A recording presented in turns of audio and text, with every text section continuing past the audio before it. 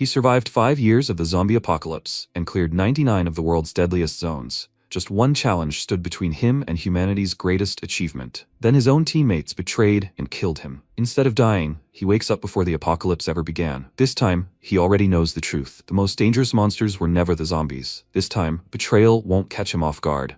The beginning of this story immediately throws us into the thick of things. Fleeing from the zombies, the survivors ran into the hallway. Shinya ordered the others to quickly close the doors, but they were already in the passage. They wondered what to do. There were too many of them, and they couldn't handle them. And then MC saw a massive pipe nearby. Just when his comrades were already thinking they would have to fight them, he threw the pipe right at the zombies, and it pinned the others against the doorway. Now they needed to block the passage, but first, they needed to push out all the zombies trying to break in. Shinya ripped out the grenade pin with his teeth and threw it into the pipe. And when it was outside the room, they quickly closed the door and there was an explosion. Smoke rose in the hallway. Everyone started coughing, but now what mattered was something else. Whether they had succeeded. Nozomi pointed behind Shinya. There was a safe zone that was supposed to close in 2 minutes. The MC was both surprised and relieved. Since a safe zone had appeared, they were almost out. His name is Ichijo Shinya, and he's been struggling to survive in this horrific environment for 5 years. 5 years ago, a great catastrophe struck, instantly depriving humanity of peace. Since then, so-called special zones have begun to randomly appear around the world. These zones are completely cut off from the outside world, and hordes of zombies attack the people trapped inside. By completing a quest, you can find a safe zone and escape safely. Completing a quest increases your stats and rewards you with survival items. However, those who don't reach the safe zone within the allotted time are transformed into zombies. In just 6 months, 80% of humanity has turned into zombies, and the world has become a living hell. Survivors in special zones continually grow stronger. So many strong people have grown up in this horrific environment. To gain more power and rewards, all the strong strive for a grand slam, a complete completion of a zone to level 100. And today, a level 100 area appeared for the first time. He was close to clearing the zone with his skilled comrades. Just a little more, and they would pass the highest level area. Just get into the safe zone, and he will be the first to achieve a grand slam. He had teetered on the brink of death so many times for this, but when they were just a little bit left, a female zombie attacked them. But she was somehow different from the others. She jumped onto the floor where they were, and MC turned a frightened gaze to her. He told the others to back off, and immediately after that, there was a roar. She broke through the wall, raising dust. MC asked if the others were okay, and Nozomi told him that he didn't expect a guard to be waiting for them right at the exit. She slowly climbed inside the building through the hole she made. Compared to the previous zombies, this one was on a completely different level, but if they didn't defeat her, they wouldn't reach the safe zone. Shinya asked how many consumables they had, and they had very few. 5 speed potions and 1 strength potion. He quickly came up with a plan. He would take the hit, and the 5 of them would drink speed potions and suppress her, and he would finish her off with a strength potion. A zombie attacked them. MC jumped aside and drank the potion, but it tasted strange, not like a strength potion. When he blocked the monster's attack, he realized he had no strength at all. They slipped him a weakness potion, which lowered all stats by 50%. Shinya was confused. He didn't understand how this had happened. They definitely gave him a strength potion. He didn't immediately understand what was going on. His comrades decided to act without him. They all drank an improved speed potion and ran for the exit, and MC exclaimed, "What, some kind of mistake?" But there was no mistake. They simply decided to use him as bait. Without consumables, they had no chance of winning, but the exit was close, meaning if he simply delayed her, they could safely pass, and if he crashed, they would get a bigger reward. They left him to fight her. Now he had no strength left to resist the guard. These bastards had planned to eliminate him from the very beginning. There were 10 seconds left until the zone closed, and the one he considered a loyal comrade told him not to worry. They would say that he died heroically protecting his comrades. He eagerly awaited the day when he could personally kill him in zombie form. Shinya screamed in rage that they were bastards, and then the zombie's sharp claws pierced his body, and he fell to his knees. Clutching his wounds, he looked at the monster and wondered, was he so pathetic, and will he die? Annoying. The claws pierced his body again. The safe zone closed, and he thought that he tried so hard, but in the end, he would turn into a zombie and die. His body began to turn black, which meant the transformation had already begun, but he couldn't accept such an ending. In the end, his comrades betrayed him, and he was dying. He would definitely kill those idiots. Even if he became a zombie, he would take revenge on them. But fate turned out to be different. When he transformed, his consciousness faded, and it was as if he found himself in the middle of a thick layer of water. He thought, where is he? Hadn't he turned into a zombie? Or was he already a zombie, and his consciousness was fading like this? The light began to fade. He cursed, because they weren't even allowing him to make his final attempts at resistance. His life was so miserable, he was just a loser. And so he was completely plunged into darkness. But it didn't end there. He heard voices, and then someone kicked him. And when he looked up, he saw the guy who bullied him at school, Ipei Mineta. He gave him a displeased look and asked, "He didn't forget to bring the 5,000 yen for security, did he?" It was better not to complicate things for both of them. MC was confused, completely unsure of what was going on, where the zombies were, and why the school children were here. The guy next to him nervously told the bully that he didn't have that kind of money, and he told him not to make excuses. Let him steal it, but bring it back. He had until the end of the day, otherwise he would beat him up every time he saw him. He pinned him against the fence, and the distinctive sound made Shinya remember everything. This was the roof where he was constantly humiliated at school. He thought it was a memory before he died, but the all-too-real pain confused him. Ipei exclaimed, "What will he do?" This guy decided to blame everything on Shinya and said that he definitely must have the money. He hides his part-time salary in the edge pocket of his bag. Let him look there. Ipei called him an idiot for turning him in right away, but if he'd known, he could have told him right away. MC had a lot of questions, but it seemed like he'd returned to the time before the great disaster. He called out to Ipei, asking what day it was, and that even surprised him a little. He looked at him with a smirk and asked, "Have you completely lost your mind? Have you forgotten who you're talking to?" He knew he had money, so he shouldn't even try and quickly hand over his bag. Instead of getting his bag, he got a punch in the face, the blows so strong that he was thrown back to his friend's feet. The bullies were shocked that he'd managed to hit them, and MC told the guy not to make him repeat himself and to answer him faster. Hardened by numerous battles with zombies and betrayal, Shinya was now very brave, and the fact that he retained his strength from his previous life added to his confidence. It seemed like he wouldn't end up a loser in this life. Ipei Mineta, an 11th grade student, was a bully to the core. Every day, he stole money under the guise of security. The thing is that he is connected to the Yakuza, so the teachers simply turned a blind eye to his misbehavior, and he especially liked Shinya. He lost his parents early on and was forced to work to survive, making him the perfect target for them. He constantly cornered him, extorting money from him. While he took it out on him, the others quietly sat on the sidelines because they were in no danger. Previously, he couldn't even say a word to these bullies, but now he had something to say. He ordered Ipei to answer his question quickly, and the rest of the students were furious because now Shinya was no weakling, meaning the bullies could turn on them. So, those obnoxious boys rushed into a fight to finish him off, but for MC, it was just child's play. He easily knocked out one of them, which made the others afraid to approach him. He constantly trained to survive in the apocalypse. In this cruel world, he spent many nights where even sleep was an unaffordable luxury. He was on the brink of death so many times. Some daredevil rushed at him, saying that he had become completely insolent, so Shinya simply punched him in the lower jaw, causing him to lose a couple of teeth and consciousness. After all that torment, MC was betrayed by his own friends. In the apocalypse world, people who have lost morals and ethics are scarier than zombies. These scum are ready to kill their comrades for their own gain. Therefore, he will not miss this chance. He will not repeat the mistakes of his past life. He responded to all the blows of the hooligans. Ipei, watching what was happening, was simply shocked. He instantly knocked out two. Is this really the same weakling from before? Shinya vowed to make idiots like them pay for causing even more chaos in the apocalypse. The guy who turned him in was terrified, and Ipei, though nervous, tried to convince himself that the guy had just gotten lucky. He probably learned some tricks from the internet. Believing this, he confidently rushed into the attack, but what happened next shocked him. He stopped him with one left hand, and what also bothered him was that there was not a drop of fear in his eyes. Moreover, this murderous aura emanated from him. Now he realized that he was afraid of Shinya. MC grabbed him by the head, then broke his nose with his knee, and he finally fell. The guys were shocked. Shinya defeated Ipei and his gang. The same guy who was bullied for 3 years was able to fight back. They will also be finished if he finds out that he and Ipei are in cahoots. MC looked at this bully and thought, strange. It seems the power from his past life did not transfer to him completely. He just passed out without telling him today's date. He was going to ask the others about it, but they had already disappeared somewhere, and that pin was just about to leave, but he couldn't do it quietly. Shinya noticed him. He asked where he was going, and he nervously answered that he had to go to class. But MC wasn't going to let him go, since he still had unfinished business with him. April 20th, 2024. Special zones will appear on May 25th, which means there is about a month left until the apocalypse. Right now, he was sitting in the classroom and thinking about his future. Next to him was Pin. Judging by the bruises on his face, he had beaten him up pretty good back then. Now about his current strength. After an examination, it turned out that his strength is about 30% of his previous life, but even so, he won't lose to anyone now. And then, survival supplies. This is extremely important now. An idea occurred to him. He tried to open his inventory,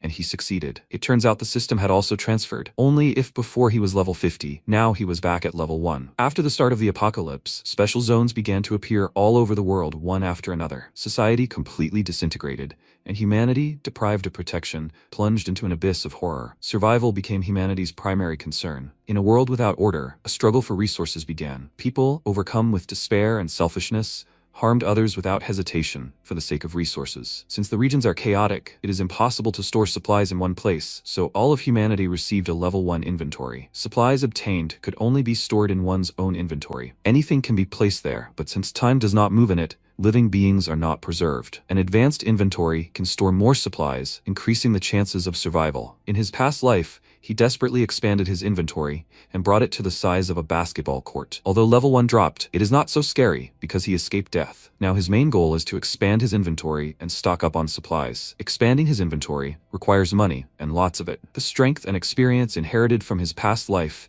the inventory unlocked ahead of time, and various information. This is enough to develop at an incredible speed. He will deal with the traitors. He is no longer the same person he was before. He will definitely take revenge on them. Time passed, and right now, the Yakuza were beating up a guy in an alley. After delivering the final blow with a bat, the guy turned to his boss and said he was passed out. Toshiki ordered him to pour water on him, bring him back to his senses and continue. One of his subordinates approached him, along with Ippei, and told him he was having problems at school. They said he couldn't raise the security money. Ippei called out to his boss with a guilty expression, and he immediately punched him in the face, while the guy who brought him began to hold him in place. Toshiki approached him and asked how dare he return empty-handed. These idiots can't do anything at the most important moments. It infuriates him so much. He took the bat. Ippei was very scared and asked him to wait, and a second before the blow, he quickly said, all the guys were beaten by one loser. He closed his eyes. Fortunately, the blow did not happen, and Toshiki asked, why is he standing there like an idiot? If he runs away after class, then he has only himself to blame. He told his subordinate to take his guys and bring this brat here. He was in a very bad mood, so Shinya was in danger. Toshiki. This man is Ippei's shield. He is a former professional baseball player.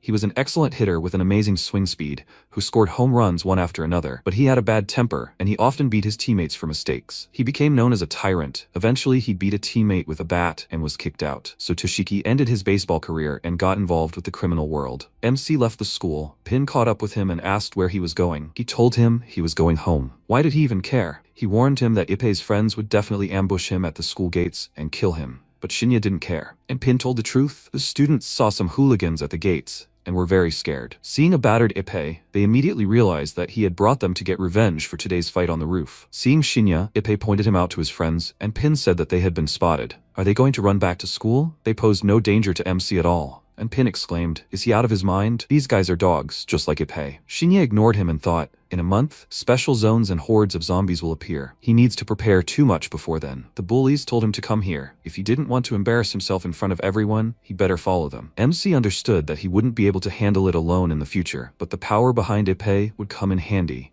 So he obediently went with the bullies. The students who saw this were very worried and were sure he wouldn't come to school tomorrow. The guys brought him to this alley to their boss. Shinya's plan began the moment he hit Ippei. Toshiki approached him, measured him with his gaze, and he thought, does he think you're a hunter? But as soon as he relaxes, he'll become the prey. Toshiki noticed that he was very calm, and Ippei asked with a smirk, is he pretending? But is he really afraid? They'll show him what happens if he angers them. If he kneels and apologizes, maybe they'll forgive him. Otherwise, he'll never return home. Another guy threw an arm over his shoulder and asked, does he even realize who he's dealing with? He needs to prepare at least 1,000,000 yen. The MC immediately punched him in the face, shocking Toshiki. Then one of his subordinates lunged at him with a bat, but he managed to dodge the blow by ducking in time. After that, he kicked his attacker in the chest, pushing him away. And then some thug jumped on him from behind and grabbed him. The guys decided to take advantage of the opportunity and break his legs, but unfortunately, the dropped bat rolled right at his feet. He deftly tossed it and hit the thug in the head, then grabbed the bat and returned the other guy's blow, knocking the weapon out of his hands. Immediately after that, he punched him in the face,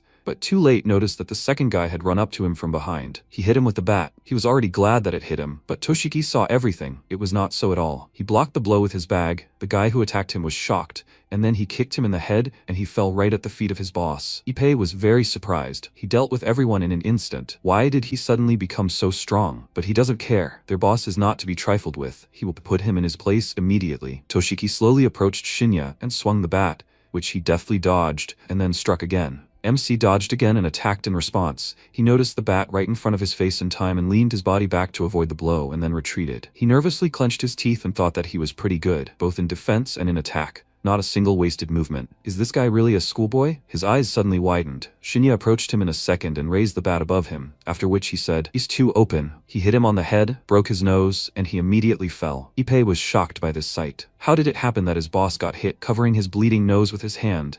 Toshiki thought that a schoolboy couldn't have such strength and speed. That look, full of murderous rage, Ippei dealt with a real monster. He raised a frightened look at Shinya. This guy didn't respect them from the very beginning. He excitedly asked him not to continue the fight. He would get out of this matter and let him do whatever he wanted with Ippei, and he could take his place too. But he didn't care about Ippei. He needed him. Time passed, and at night, Toshiki went to a nightclub to see his friend Hirakuri and told him everything. He laughed and asked, "Did he really let a schoolboy beat him up?" "It's hard to imagine." Toshiki asked, "So is he in or not?" "This guy is no ordinary schoolboy." He asked, "So he wants him to kill him?" There was no reason to refuse such an easy job. Only a third of the profits from his territory would go to him. He was indignant. Such a price for one brat? Was he making fun of him? He reminded him that he was the one who needed help. Plus, the tournament was coming soon. Everyone needed money, and if today's news spread, his territory would be ruined. Toshiki grew nervous and wondered what the boy's words meant about raising him to the top. Had someone led him to him? In any case, he couldn't leave him alive. He agreed, but on one condition, that everything be done tonight. Hirakuri invited him to stay and celebrate a good deal with him,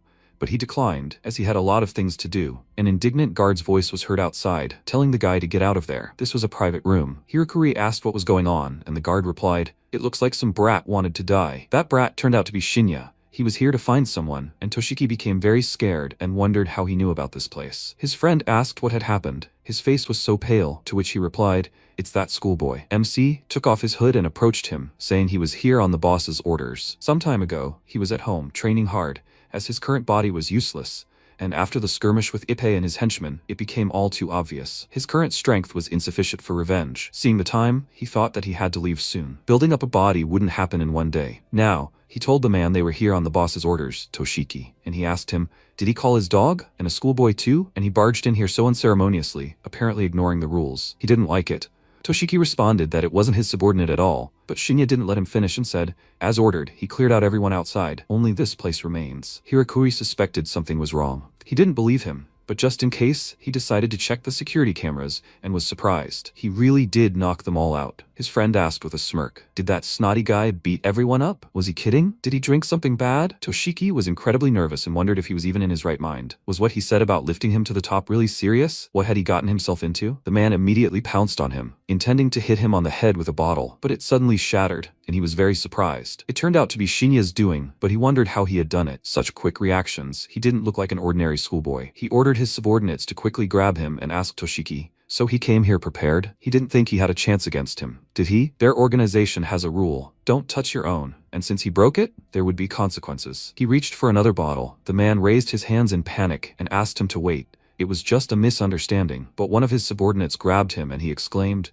he asked him to deal with this brat. He doesn't even know why he came here. The man said that he didn't care about this guy. What was more important was that if he killed him, the entire territory would be his. On the contrary, he was grateful to him for breaking the rules. Toshiki cursed. He couldn't die in this hole, grabbed the guy who was holding him, and threw him over himself, breaking the table. He understood that trying to explain was useless.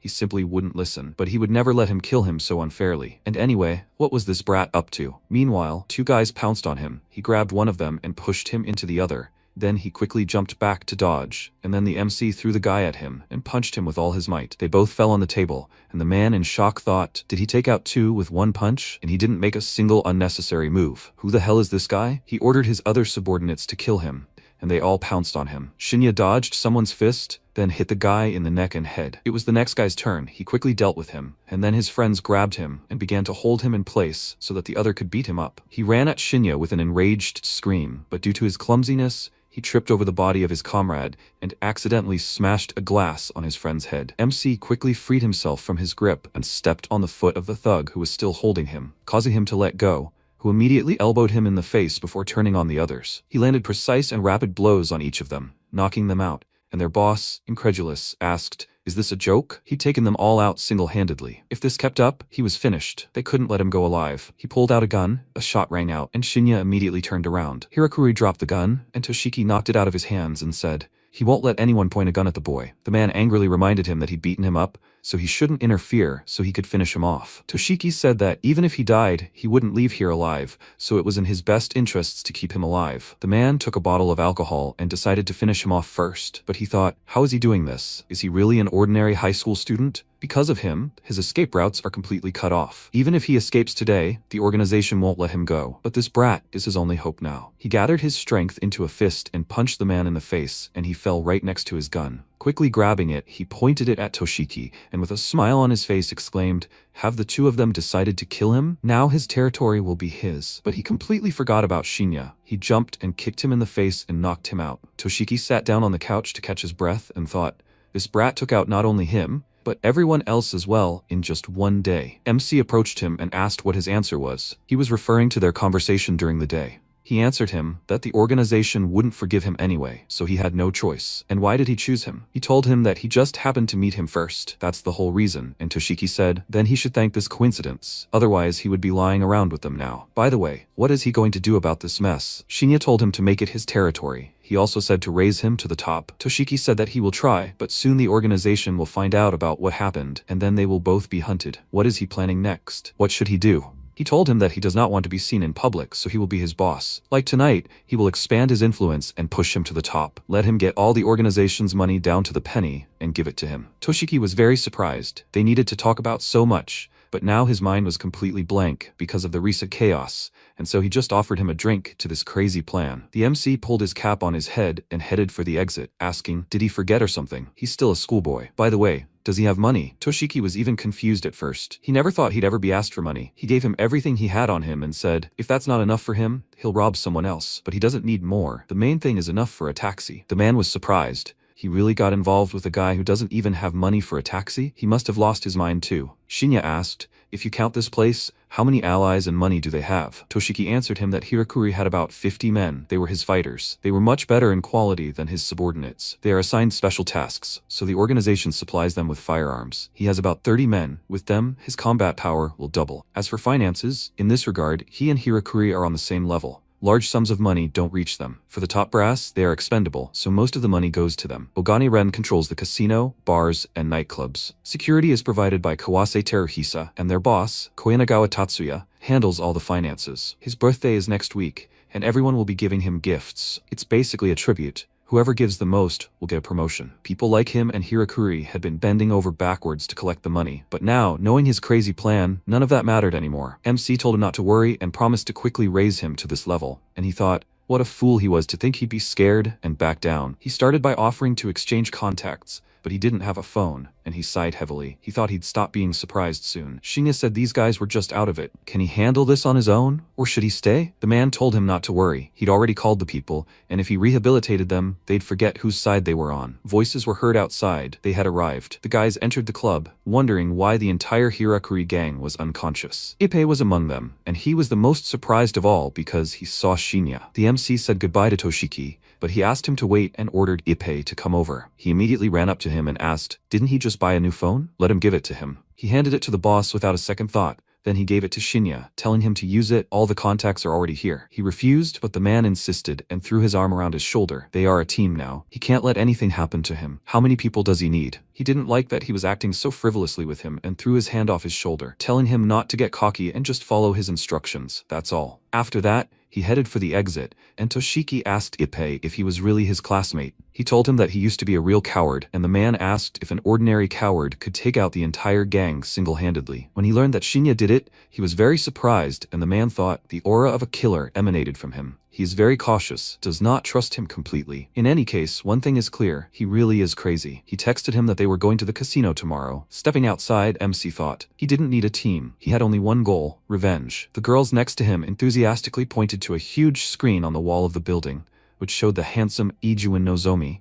one of Shinya's former comrades. His father was the president of a company, ranked among the top 10 in the world. In their past lives, immediately after the Great Disaster, they were the first to master the new rules of survival. Using subordinates to gather materials, they upgraded their inventories to maximum levels. His group prepared enormous inventories and accumulated a multitude of resources. In the apocalypse world, Where social order had collapsed and rules had disappeared, their actions became increasingly brutal. Possessing world-class human resources and management skills, they remained those who stood above ordinary people even in the apocalypse. Even though he had been reborn, now not only was he unable to take revenge, but he couldn't even get close to them. He needs huge amounts of money not only to prepare for the great catastrophe, but also for revenge. He can't think only about himself. He needs to find opposing forces to weaken their influence before the apocalypse begins. The pain Nozomi caused him will be returned to him tenfold. While he was thinking about all this, it was his turn to board the bus. The girl behind him asked if he wasn't going. She was just in a hurry. He apologized, and she suddenly turned into a zombie and told him in a hoarse voice to move away if he wasn't getting on the bus. He jumped away from her in fear and thought in a panic, the great catastrophe hasn't begun yet. Where did the zombies come from? The rest of the people looked at him in surprise, not understanding the reason for such a reaction. It seemed like he was the only one who saw the zombie. The man behind the girl said that today's school children are very stressed and that she should hurry up and get on the bus. MC grabbed his head and wondered if he had imagined it. Suddenly, someone's voice rang out, but he didn't understand where it was coming from. It seemed like he had already heard it during his rebirth. Looking up, he saw red energy near the huge screen,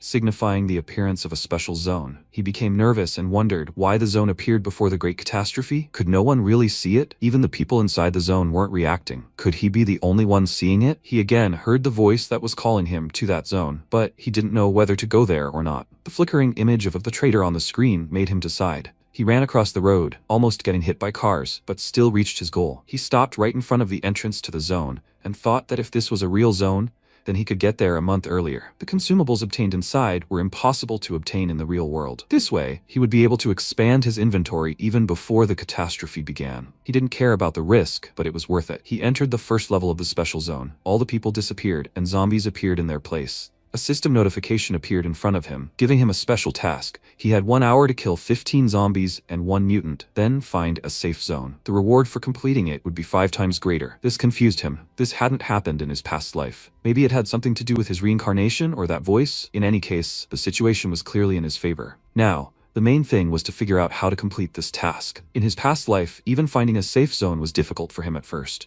Now, he was being asked to kill 15 zombies and 1 mutant. He needed to be well prepared for the fight. When entering the safe zone, first teleport to a relatively safe place. Basic survival supplies could be found there, but they were all primitive. Anything better could only be obtained by going deeper. Just in case, he took everything, from a first aid kit to a weapon. Even if he didn't need it now, he would use it later. But the most important thing wasn't the consumables, but the magic ore and crystals, which could only be found in the safe zone. Magic ore, combined with gold, expands inventory, and its quality is divided into 4 classes. The higher the zone level, the higher the chance of obtaining high-quality ore. High-quality ore expands inventory much more effectively. As for the special elements in crystals, after development in the late post-apocalyptic period, they began to be used as ingredients for potions. Without them, it is impossible to survive in the zones. They can be said to be their talismans in the world of the apocalypse. As soon as he leaves here, the real test will begin. If the zone's appearance is not a coincidence, he will receive resources for a month in advance. Having prepared himself, he left the safe room and looked around. Having left the starting zone, there is no turning back, and the quest requires 3 things from him, the most important of which is time. Although he has inherited his powers, with his frail body he must be more careful. Even though this is a first-level zone, 16 zombies, including a mutant, are quite difficult. If he at least finds the location of the safe zone, he will have an escape plan. The difficult task and atmosphere of this zone were somehow different from his past life. At that very moment, a zombie jumped out of the store he was passing, breaking through the glass. Luckily, Shinya had good reflexes and managed to jump back in time. Another step, and he would have been killed. This zombie, although low level, is far superior in strength and speed to humans. 1 bite, and he'll have to run to the safe zone to heal, unless he wants to turn into a zombie. For him, he's a serious opponent now. Once he spots a target, he won't let go, so conventional means can't stop him. But they still have a weakness, and that's their head. He struck with an axe, and as soon as the head fell off the zombie's shoulders, the system counted it as a kill. He moved on. The safe zone in the low-level zone is quite easy to find. If he goes in the opposite direction from the start, he'll easily find it. Since he was alone here, any mistake could be fatal, so he needed to avoid fighting multiple zombies at once and save his strength for the fight with the mutant. There were several zombies on the stairs he was descending, and when he saw one of them, he became very nervous. It turned out to be a mutant. The zombie noticed him and rushed to attack. It was a level 10 zombie of the Gasson species with reinforced arms. He was scared and prepared for battle, wondering why the mutant had appeared so early, and then the zombie punched him. He tried to block the blow, but was simply thrown back. Gassen is an extremely aggressive zombie. If you fall into his hands, he will simply crush you. In his past life, at the beginning of the apocalypse, he killed many people. The zombie pounced on him again, but he managed to dodge and, realizing that he had no chance in a direct fight, especially since the terrain was unfavorable, he decided to change his position and quickly descended the stairs. He was several levels stronger. In his past life, he was aggressive, but his attack pattern was no different from that of a normal zombie. If he exploited this weakness and lured him into an advantageous position, he could defeat him. But at the end of the stairs, a couple more zombies were waiting for him, and the mutant was already descending toward him. They surrounded him, but he wasn't going to die here, so he rushed into battle. Humiliation from his past life, betrayal, no matter what happened, he would survive. When he figured out the zombie system, the mutant pounced on him from above. He noticed it in time and managed to dodge, avoiding a powerful blow. He hung from the ceiling, clinging to the pipes, and while the zombie was looking for him, he pounced on it and swore revenge at all costs and would personally regain his honor. The zombie suddenly turned to him. He swung, and then MC hit him with an axe. Blood spilled, but the zombie managed to block his blow and then counterattack, sending him flying down the stairs. He grew nervous. He hadn't thought the monster had such fast reflexes. He'd missed a perfect chance to finish it off. With his current strength, attacks on his enhanced arms deal almost no damage. The situation was much worse than he thought. He stood up, and his gaze accidentally fell on something glowing on the very first floor. There was a safe zone there, which surprised him. He decided to get closer to it just in case, and at that very moment, the zombie charged at him. He reacted quickly and jumped aside, and the zombie rammed through the railing and fell to the first floor. Everything went quiet. Shinya already thought he was finished, but he managed to hold on, and while he was climbing back, he headed down the stairs and cursed, calling him too persistent. There were zombies there again. As soon as they saw him, they rushed to attack with a loud roar. Then he grabbed one of them, put his arms behind his back, and pushed him into the other zombies, pinning them to the wall. They ran towards him, but he kicked them, pinning them back, and then with a swing, he blew off 3 of their heads at once. The big guy was already approaching. He threw something at Shinya with all his might, and there was a crash, but he was no longer there. He had managed to run away somewhere. The zombie quickly looked around. He did not find him, and this made him very angry. Meanwhile, MC hid in a minibus to heal his wounds. He only had bandages and an axe, but that wasn't enough to complete the task. He had no room for error. This was both the starting point of his revenge and the most important step. For now, he just needed to move toward the safe zone. The mutants were keeping their distance. Suddenly, the minibus started moving, and he got scared and wondered how he'd noticed it. Right now, a mutant was pushing it toward the edge of the parking lot, which made MC nervous. He knew it was dangerous to stay there, and when the bus started falling, he jumped out and found himself next to the zombie. He had to act. It was now or never. He aimed right at the wound, managed to chop off its arm, and immediately retreated, thinking, the main thing now is to at least weaken this idiot. But this axe won't last long. The monster roared loudly, losing its arm, and immediately rushed to attack. Mutants become enraged when their lives are threatened. Their aggressiveness doubles. Now he can only use one hand. If he cuts off the other, it will deprive him of his strength. He struck with an axe, leaving a huge long cut on the zombie's hand, and then he kicked him and knocked him to the floor, and then immobilized his hand holding the axe. He was panicking terribly. His blow couldn't stop him. Just a little more, and he would have been able to finish him off, but now he can't move. The zombie approached him, opening its mouth wide, and he was terrified, because if he bites it, he will turn into a zombie, and then everything will be like in his past life. Its teeth sank into his body. He felt pain and thought, why? Where did he miscalculate? Why is this happening to him? He tried so desperately to survive and still died. He heard the voice again. With every second, the words became clearer and clearer, and he finally made them out. Take revenge on them. It was the voice of the female zombie who killed him in his past life. After that, his wounds began to heal. He was surprised, but now he didn't have time to ask questions about what it was and so on. The zombie pounced on him. He rolled over on his side, avoiding the blow, and then moved away from it to a safer distance. He looked at his hands in surprise and thought, what's going on? He was infected with the zombie virus, but he didn't turn into a zombie. Besides, all his wounds were completely healed. Maybe it has something to do with that mysterious voice. He feels like this voice is coming from inside him, and he's heard it before. He dodged another attack and remembered everything. He's heard this voice before, and it belongs to Tail, the level 100 zombie he met at the end of his past life. At that moment, his mind was consumed by anger. His entire consciousness was focused on the safe zone, so he only remembers what happened right before he was defeated. But by that time, the zone had already begun to collapse, so he should have turned into a zombie and appeared in the real world with her. But for some reason, he's here again. This means that she's here with him, too, in this world. It seems impossible, but given the current situation, it's true. She's inside him. She entered him before the zone disappeared, and she returned to this world with him. The fact that he saw the special zone before the great disaster happened, and also the fact that he doesn't react to the zombie virus, that he has the ability to heal wounds, it's all thanks to her. So now, can he still call himself human? He blocked the zombie's attack, was pushed back, and he thought with a grim face. Surviving thanks to the power of his longtime sworn enemy, a zombie, it's so ironic. He remembered the traitors. Now he doesn't care about the source of his power. If it's for revenge, then he will give her his body. He swung and dealt a powerful blow to the zombie, cutting it in half, and thought, if he could harness the zombie's power, his revenge would come even faster. He would definitely deal with those traitors. Time passed, and he finally cleared out all the zombies and reached the safe zone. The trophies were right behind the travel portal. On the other side of the portal was a room with only one box, and he noticed that everything here was the same as in his past life. He opened the box and took out one of the crystals. It was a beginner-level magic stone, and the rewards were indeed 5 times greater, as promised in the quest. The special zone had appeared earlier than planned, but would he be able to use the items the same way he had in his past life? His inventory was level 1, and 5 beginner magic stones should raise it to level 3. He decided to give it a try, opened his inventory, and leveled up, adding 5 additional slots. After that, he could finally exit the zone. As expected,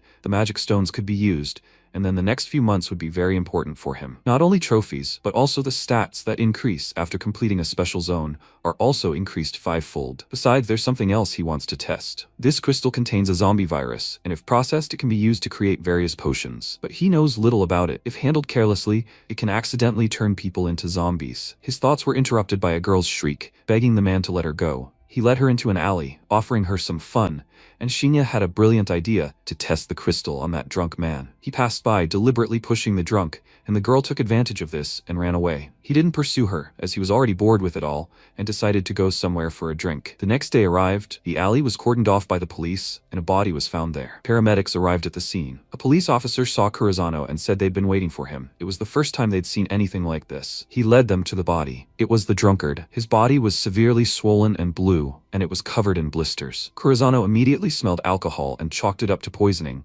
But his student, Natsume Etsuoka, decided to check everything out thoroughly. She touched the areas where the skin had begun to peel off, rubbed the blood between her fingers, and Kurizano told her they were leaving. Their work here was finished. The blood and the overall appearance of the body seemed strange to her, and she asked, are they really going to call it a day? She didn't think it was a simple problem. They should draw blood and run a test. The teacher firmly said they were done, but she objected. This blood definitely didn't look normal. He pulled her up short, saying, she's still practicing, so don't let her get carried away just because she studied abroad, and follow his instructions. He asked the crowd of onlookers to disperse, and Etsuoka followed him, saying, that's a different story. According to witnesses, there was a minor scuffle between the deceased and a student last night. MC was in the crowd, overheard their conversation, and glanced at the body in the back alley. He wanted to test whether the zombie virus could turn people into zombies before the apocalypse, and this is the result. Zombie transformations won't happen before the apocalypse. Now he needs to bring that girl into the group. The genius girl, Natsume Etsuoka, was an amazing pharmacist in his past life. She used crystals from a special zone, a domain, to create potions, and she managed to suppress the side effects of the zombie virus as much as possible. Even the strongest warriors relied on her potions. All of this was the result of her insatiable curiosity. However, this curiosity became her undoing, making herself an experimental subject for potion development, which ultimately led to her death. If he can get her to create potions for him, he can greatly increase his fighting power both in the real world and in the domain. In this life, he will definitely make her his ally. Meanwhile, Kurizano got into the car while she tried to force him to act, but he ignored her and drove away. She called him arrogant and decided to deal with everything herself. Then Shinya approached her and said that he was the student she was looking for. They went to another place to talk, where Toshiki was already waiting for them. Ippei asked why he was renting such a place and was in a hurry to clean it up. He responded by asking how he should know. His classmate called him, and he came here. Soon Shinya came here with Etsuoka. He immediately asked how the work was going, and the man said that he had prepared everything. But how did he know that there was an unused lab in such a place? Etsuoka passed by Ippei, and he immediately fell in love with her beauty. But she is more interested in all sorts of scientific things, not guys. At the sight of such a large lab, she immediately started running around it and examining everything with delight, and Toshiki told Shinya that the cleaning was finished.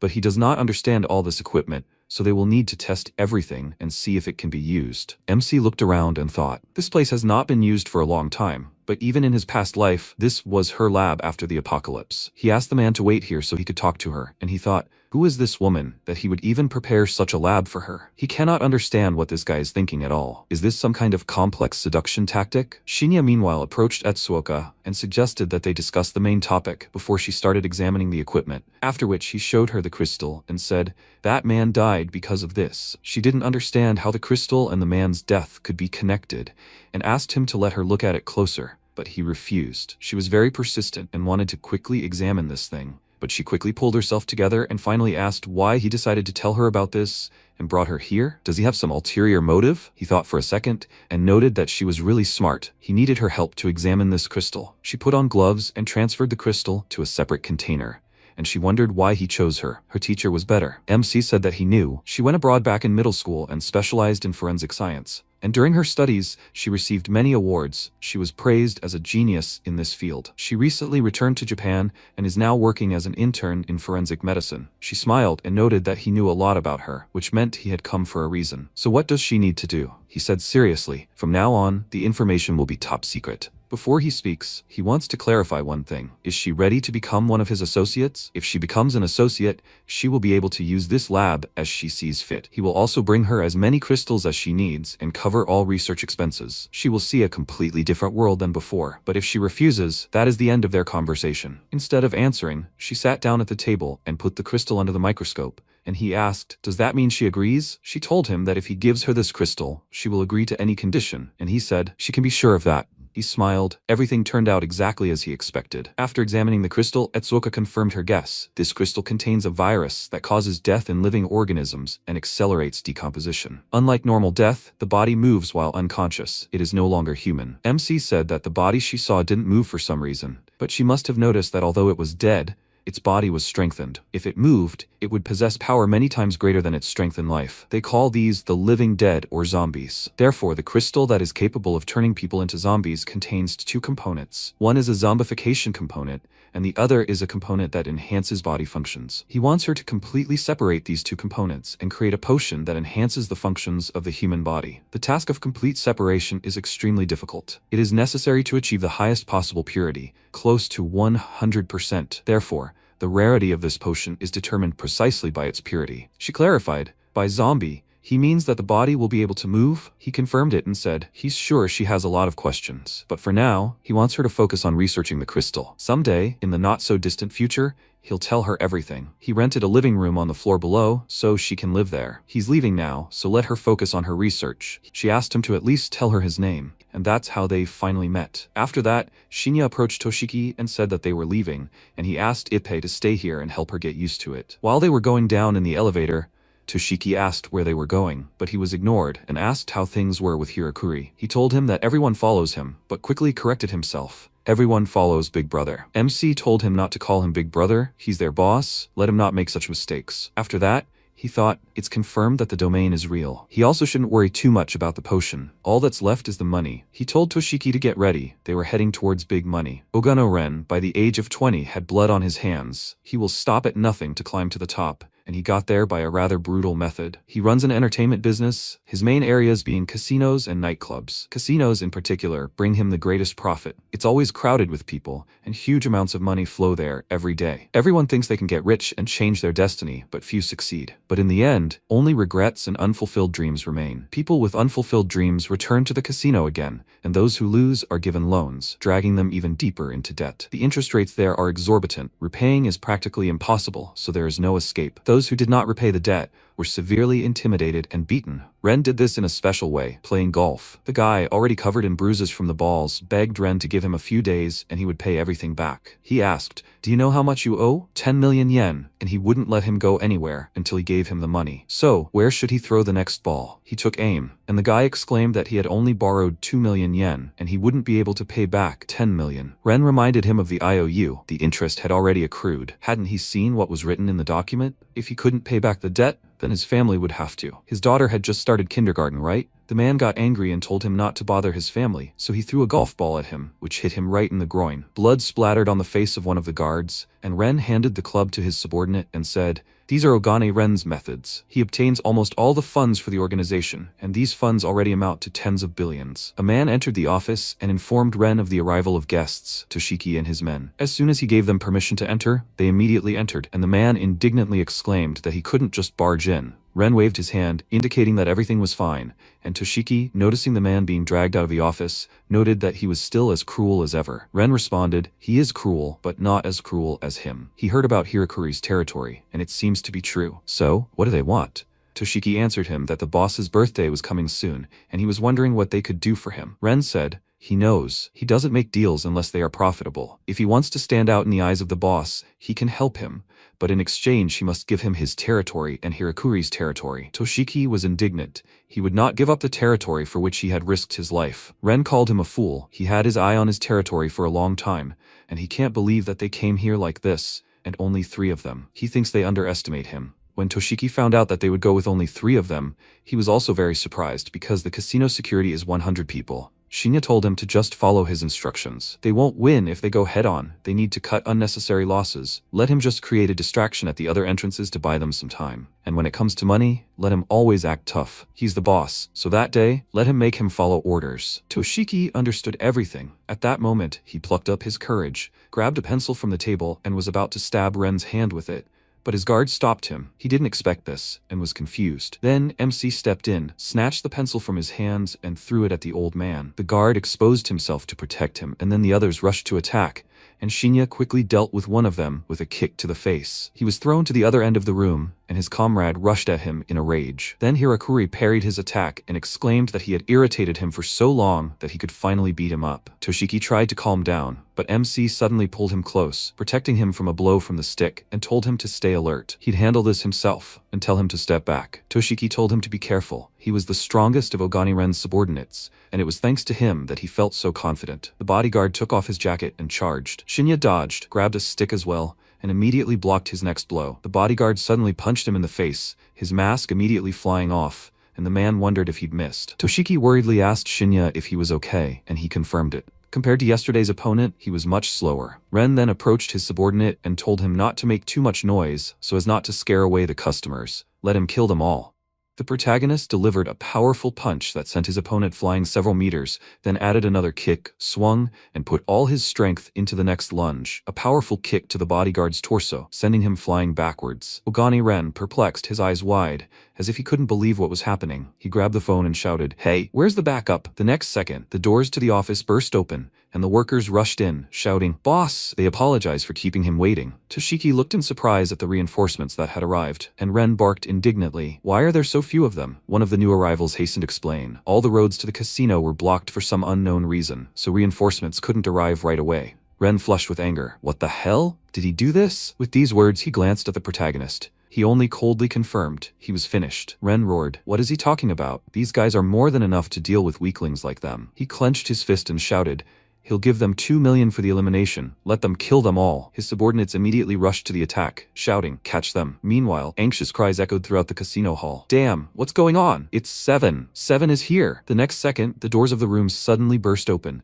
and Ren flew to the floor. Those present froze in amazement. What? Isn't that the owner of the establishment? What's all that noise? Is this an internal conflict? Then the protagonist entered the room. Toshiki, turning sharply, noticed the attackers lying unconscious, and mentally noted, he dealt with all these elite guards single-handedly. Then he stepped forward, spreading his arms wide, and calmly said, "Nothing special, just a small problem." Smiling, he added, "Allow me to introduce myself. From today on, he's the owner of this place. His name is Toshiki. To celebrate this occasion, everyone will receive 10,000 chips, so please enjoy the game." The crowd erupted in joyful shouts. "Hooray! Wonderful! Thank you!" Then Nozomi stepped forward and declared, "This is a great move." Toshiki glanced at him in surprise, and someone else whispered in amazement, "It's Nozomi! Why is he here?" Toshiki looked up aghast and said, Well, he didn't think he'd see him here." Nozomi calmly replied, "He sometimes comes here to relax." He heard a noise from the VIP room and decided to check out what was going on. What had all this turned into? He wanted to add something else about his friendship with Ren, but before he could, Toshiki interrupted him. Now they can be friends. Nozomi looked in surprise at the protagonist, who confidently walked forward.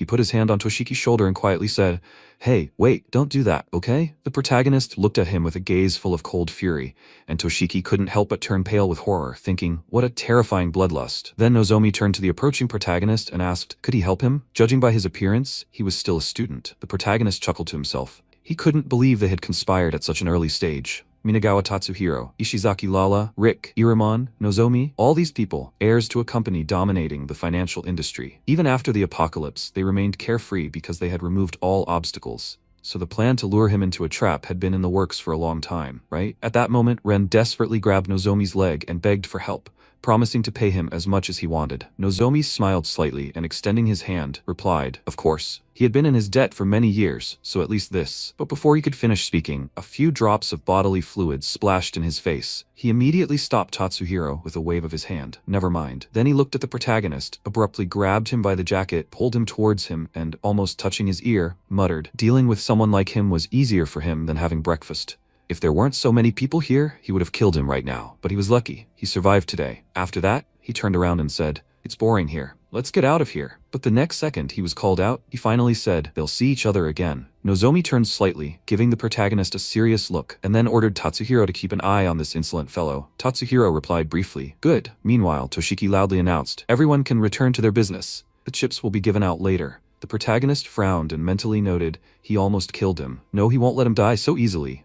Not before he drives him into debt. Toshiki approached him and called out, brother. The protagonist looked at him questioningly. What? Toshiki started to say, it's dangerous to make Nozomi your enemy. His influence is. But before he could finish the sentence, the protagonist held out his hand in front of him and calmly said he understood. Something else is more important now. How much did the casino earn today? Toshiki stared at him in amazement. What? He'll check everything later. Why does he need this? The protagonist straightened his suit and firmly ordered, use every opportunity to buy gold. And make sure it was a spot deal. Toshiki was even more surprised. Money? Why? The protagonist straightened his tie and coldly replied that it was none of his business. He didn't care how much it cost. He needed to buy it and deliver it to the lab. He had things to do, so he would go first. With these words, he headed for the exit. Toshiki wanted to object, but the protagonist had already left. Meanwhile, calculations were running through the protagonist's mind. The inventory could only be expanded up to level 10 with magic stones. But to go beyond level 10, gold was needed. Level 11 required 360 gold, and after that, the need grows exponentially. In this post-apocalyptic world, vast amounts of gold were being used up quickly. He needed to stockpile as many resources as possible, and first and foremost, expand his inventory. He would leave gold mining to Toshiki and focus on finding special territories. Gold is a limited resource. If its reserves increase, Nozomi will have less. After a while, the protagonist's eyes suddenly widened. He looked around in surprise and muttered, this reaction. Is this a special domain? Where is it? Then he noticed flashes of red energy above the rooftops and exclaimed, there. Approaching closer, he froze in amazement. Is this a school? Not. Sometime later, in the classroom, Pin pulled out his chair and sat down. He worriedly thought, is Shinya okay? The next second, a stack of textbooks fell onto the desk next to him with a dull thud. One of his classmates sat down on the next desk and noticed, this is Shinya's seat. Pin shrugged and asked, so what? He's not coming anyway, right? The classmate replied, Ippei took him, so he's probably in the hospital by now. He just took the empty seat. It's a shame, though, that his errand boy left. At that moment, the window swung open, and one of the students ran to it, shouting, his notebooks. The protagonist threw his classmate's school supplies out. Pin called out to the protagonist in surprise. He gave his classmate a cold look and sharply ordered, get lost, before he hits him. The boy indignantly shouted, what did he say, idiot? His classmate immediately put a hand on his shoulder and quietly said, don't. He even beat up Ippei. It's better not to mess with him. The rest of the students in the class glanced at each other and began to whisper. He definitely was taken away since he returned safe and sound. Pin, still in disbelief, asked, is he really back at school? The protagonist calmly inquired, is this bad news, or is he disappointed? Pin answered, of course not, he's just happy. He hit Ippei for him. The protagonist thought for a moment. When he came to school last night, the domain still hadn't manifested. Perhaps the process hadn't finished yet, or had he simply not had time to feel it appear? He had a strong feeling that the domain would make itself known tomorrow. In the present, Miki called out to him. He turned to her in surprise. She came closer, adjusted a strand of hair, and quietly said, good. She saw him taken away the day before yesterday and was very worried. Is he okay? He nodded slightly, and the thought flashed through his mind. Miki is the queen of the class. In his past life, he was completely in her hands too. With her beauty, she charms all the boys in school and uses them as obedient slaves. Miki smiled and declared, yesterday she couldn't eat the breakfast he usually buys her. so he should go and buy it now. Let's eat together today. She thought he wouldn't come back and was almost looking for her next errand boy. The protagonist calmly, almost indifferently, replied, "Buy it yourself." She was already an eyesore. Miki frowned sharply. What? She hadn't heard. She crossed her arms over her chest and mentally fumed. What's wrong with this guy? He's the one who's in everyone's eyes. One of the bullies immediately shouted at Shinya. He's an idiot. Why is he talking to Miki like that? Another classmate agreed. That's right, he should be grateful that she's even talking to him. Miki raised her hand, calling for everyone to calm down. She's fine, that's enough. They're all friends. But the boys didn't let up. No, this guy clearly looks down on them. He won't understand anything until he's faced with real cruelty. At that moment, Miki chuckled faintly to herself. Serves him right. This is what happens when you go against her. And the protagonist thought warily, can't he get at least a minute of peace? Just think, in his past life, he was bullied by guys like these.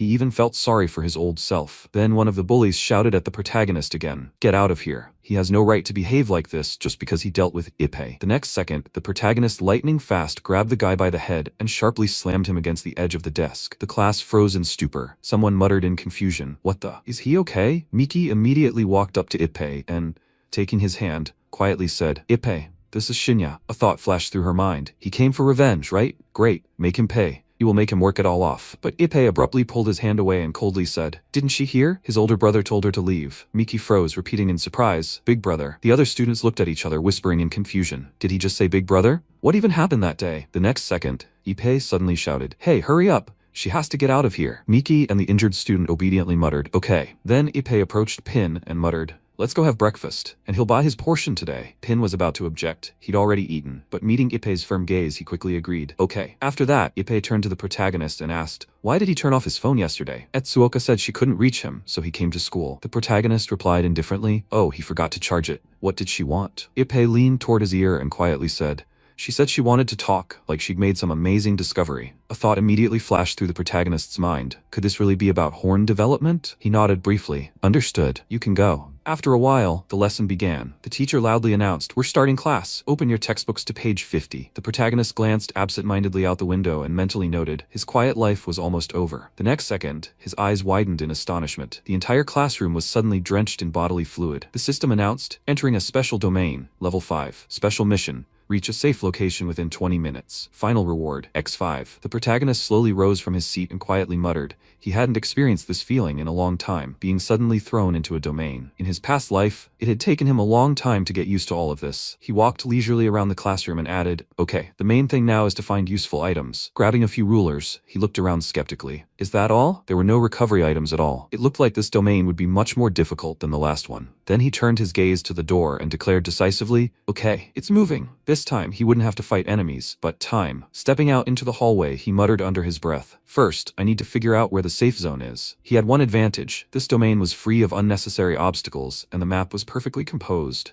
This would significantly reduce the exploration time. He quickly walked down the hallway and suddenly froze, staring out the window in surprise. He asked, A safe zone? In the playground, but it was full of zombies. He immediately weighed his options in his mind. Obviously, breaking through was too dangerous. And anyway, he wouldn't be able to defeat them all in 20 minutes. At that moment, a pair of ominous red eyes watched him from the half-open office door. The next second, a zombie burst out with a roar and rushed straight at the protagonist. At the last moment, the protagonist managed to jump to the side, and the zombie, losing its balance, flew straight through the window, shattering the glass with a crash. The zombies, already on the landing, immediately raised their heads and let out a deafening howl. They rushed towards their fallen comrade. The protagonist froze, watching this scene intently, and suddenly understood everything. Why had they suddenly become so active? They surrounded the fallen zombie. It was all because of the sound. They reacted to noise. He quickly calculated a plan. If he could distract them from the safe zone for at least 15 minutes, he would complete the mission in time. The only place where he could create a loud enough sound was here. If he reached it, he could draw them all away from the safe zone at once. The protagonist walked down the hallway, still clutching the rulers, mentally rehearsing the route. He remembered the school's layout clearly. He was currently in the central wing, and the broadcast room was located on the top floor of Building 4. The plan was simple. Go through the connecting passage to Building 4, then cross the opposite side of the building and climb the stairs. That's where the right room was. Suddenly he spun around, peering warily into the gloom. He asked, Are the zombies moving again? Stopping by the window, he watched the crowd. They were converging on their previous location. Did that mean they were guarding the safe zone? Or was it just a coincidence? The next moment, he spotted a lone zombie and, squinting slightly, muttered, "He'll try it on him." Not a second passed before another zombie fell from the window,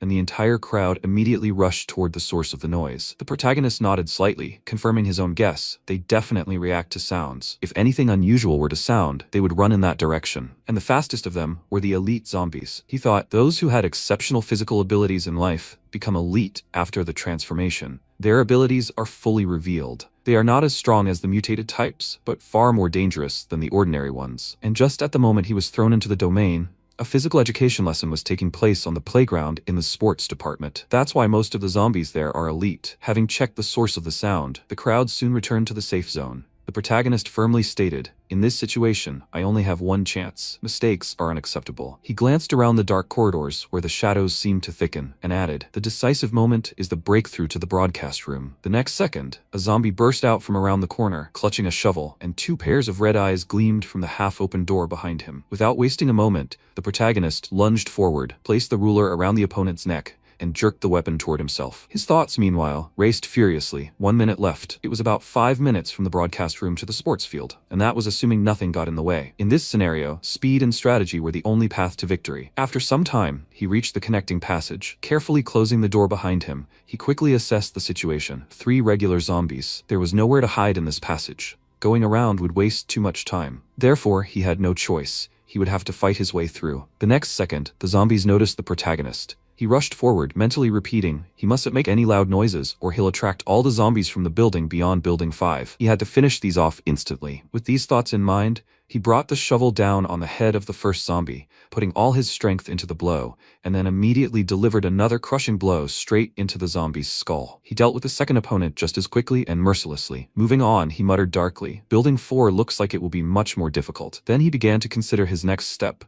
The stairs leading to the broadcast room were at the end of the corridor. He carefully opened the door and surveyed the room. He thought, Building 4's structure is more complex than the other buildings. The zombies are not visible, but there are plenty of secluded places where they can hide. There is no time to devise a perfect plan. He will have to act according to the situation. At that moment, a zombie stood motionless behind the door, waiting for the right moment. The protagonist caught a glimpse of a shadow out of the corner of his eye, a swiping figure, and instantly jumped to the side, barely dodging a powerful blow. He was thrown sideways, landing heavily on the floor, and the shovel fell with a clatter beside him. He glanced up at his opponent and wondered if an elite zombie was hiding behind that door. A reflection of a shovel blade flickered in the dim light, and then he spotted several more silhouettes. He thought, damn, that sound attracted more zombies. A group of monsters rushed towards him from all sides. The protagonist grabbed the shovel with lightning speed and zigzagging rushed forward. He thought, now all he can do is seize any chance. He froze for a moment, feeling something barely touch his shoulder. He immediately brought the shovel forward. Just in time, a zombie lunged at him. The blade pressed against the monster's mouth, preventing it from closing its jaws. The zombie frantically shook its head from side to side, trying to escape the trap. Then the protagonist caught a movement out of the corner of his eye. Another zombie had snuck up behind him. The monster slammed its fist forward, and the protagonist lunged forward. The next moment, he spotted another zombie, kneeling, its head missing. The zombie quickly turned around, but there was no one behind it. Then it caught a strange scent coming from the half-open door and stepped into the lab. After taking a few more steps, it froze, its eyes blazing with rage. With a sharp movement, it slammed its fist into one of the desks, shattering the wood with a loud crack. Meanwhile, elsewhere, Etsuoka thoughtfully examined the test tube in her hand. She muttered, separating the two elements is much more difficult than she thought. The ratio of zombie virus in the magical ore is too high. Currently, they can only achieve a maximum of 60%. The virus content is still unacceptably high. She searched through all the available records but found no mention of such a virus. He was the only one who knew where this magical ore came from. So why had he disappeared now, at the most crucial moment? And why did he even have it? He knew how to use it. But was he really an ordinary high school student? At that moment, one of the zombies froze near a broken test tube,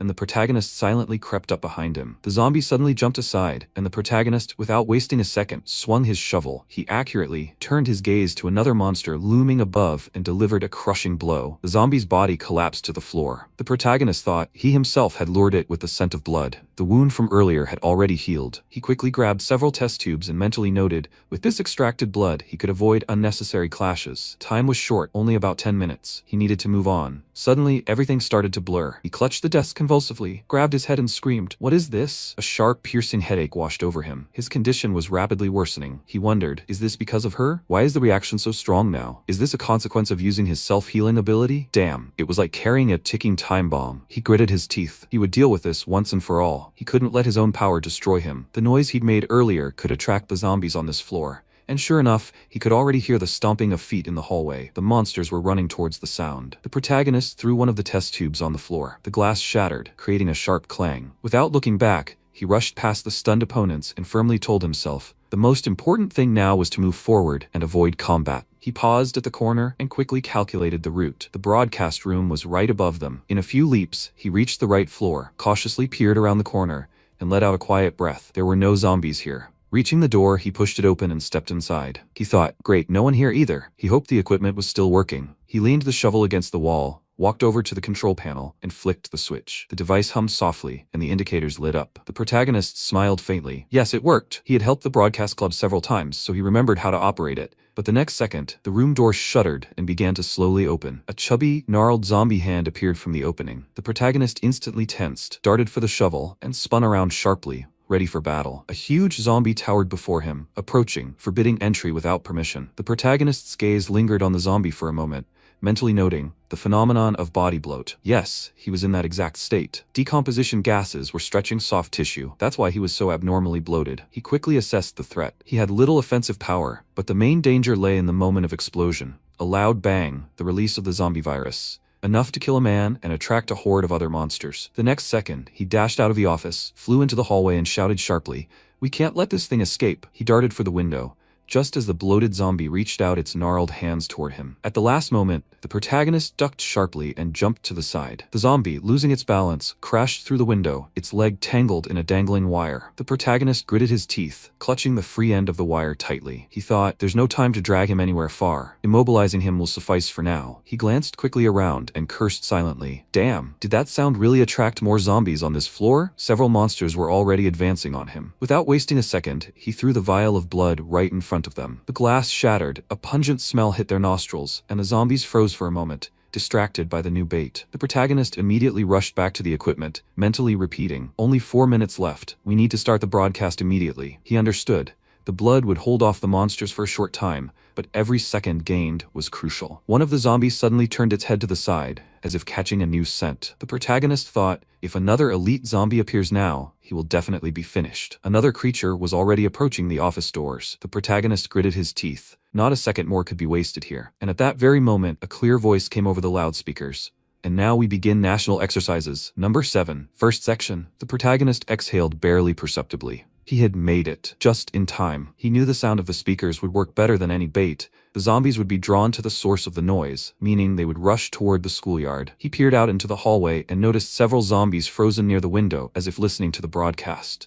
Wasting no time, he darted for the stairs, noting as he went, the zombies from the 3rd floor were ascending. While their attention was focused on the broadcast, he could slip away. With these words, he sprinted forward at top speed, heading for the safe zone. A short while later, he stopped abruptly in front of the massive doors, quickly assessed the situation, and muttered darkly, "The zombies from the first wing are here too. There is not the slightest chance of breaking through the main entrance. Even if he could defeat them all, there wouldn't be enough time." So he had no choice but to wait, but his opportunity was right in front of him. At that moment, the cable holding the bloated zombie shuddered, and the next second, its heavy body crashed to the ground with a deafening roar. The protagonist immediately assessed the situation. Now, the bloated zombie's explosion drowned out all other noise. This was his chance. He realized the fastest way was to jump from the connecting passage directly into the gym. While all the monsters were being drawn to both the explosion and the broadcast, the schoolyard should clear out, at least for a while. A few seconds later, he noticed an empty field and chuckled faintly. He knew it. Leaping over the fence, he muttered, "At this rate, he'll succeed." Even if the zombies soon found the source of the sound, it would take them time to reach it and destroy the equipment. The loudspeaker announced, "Next up, Section 3. And then the protagonist jerked his head up and shouted,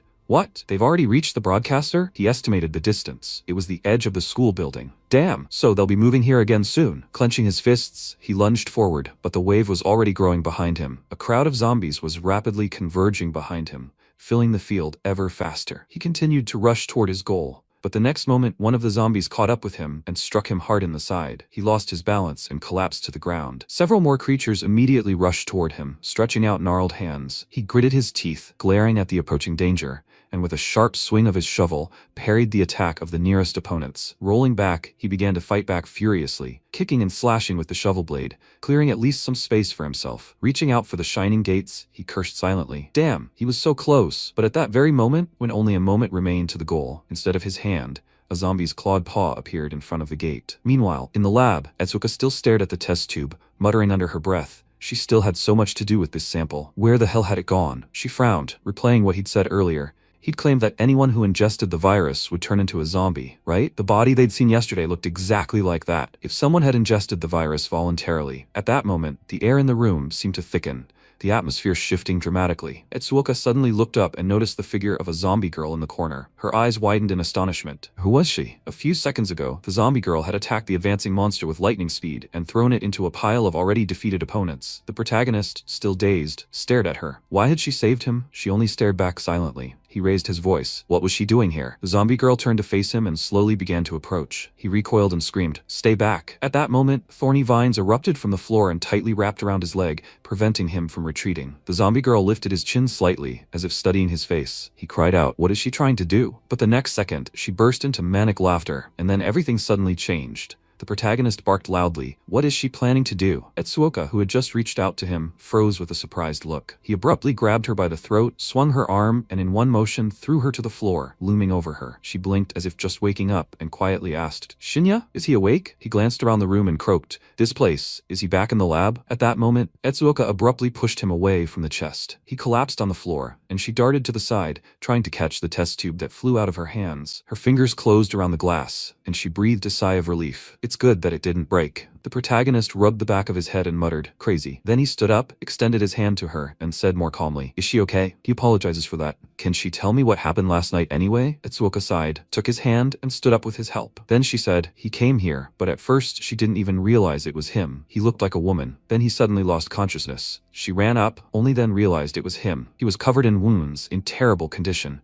She simply examined him and treated the wounds. That's all." Shinya sat down in the chair opposite her, crossed his arms over his chest and asked again, "Did he look like a woman?" She nodded, just for a moment. But yesterday it rained all day, and she was researching non-stop. She must have just been tired and messed something up. He looked down at his palm and thought, no, it wasn't fatigue or a mistake. That vision wasn't a dream. Someone had taken over his body, brought him here, but for what? Etsuoka seemed to read his mind and handed him a folder with the test results. She said, "Look, a zombie virus was detected in his system, but the strangest thing was, his body didn't reject it. On the contrary, it seemed to depend on it." Then she extracted the virus and tried to combine it with what was contained in the crystal. And something incredible happened. They merged perfectly. So she injected him with the mixture again. After that, his wounds began to heal rapidly. However, in the process, all the virus inside him was used up. Shinya froze, digesting what he heard. Then he asked, "What?" And then it clicked in his head. He finally understood everything. Murmured. His ability to heal was directly related to this virus. And yesterday, in that house, his consciousness had clouded.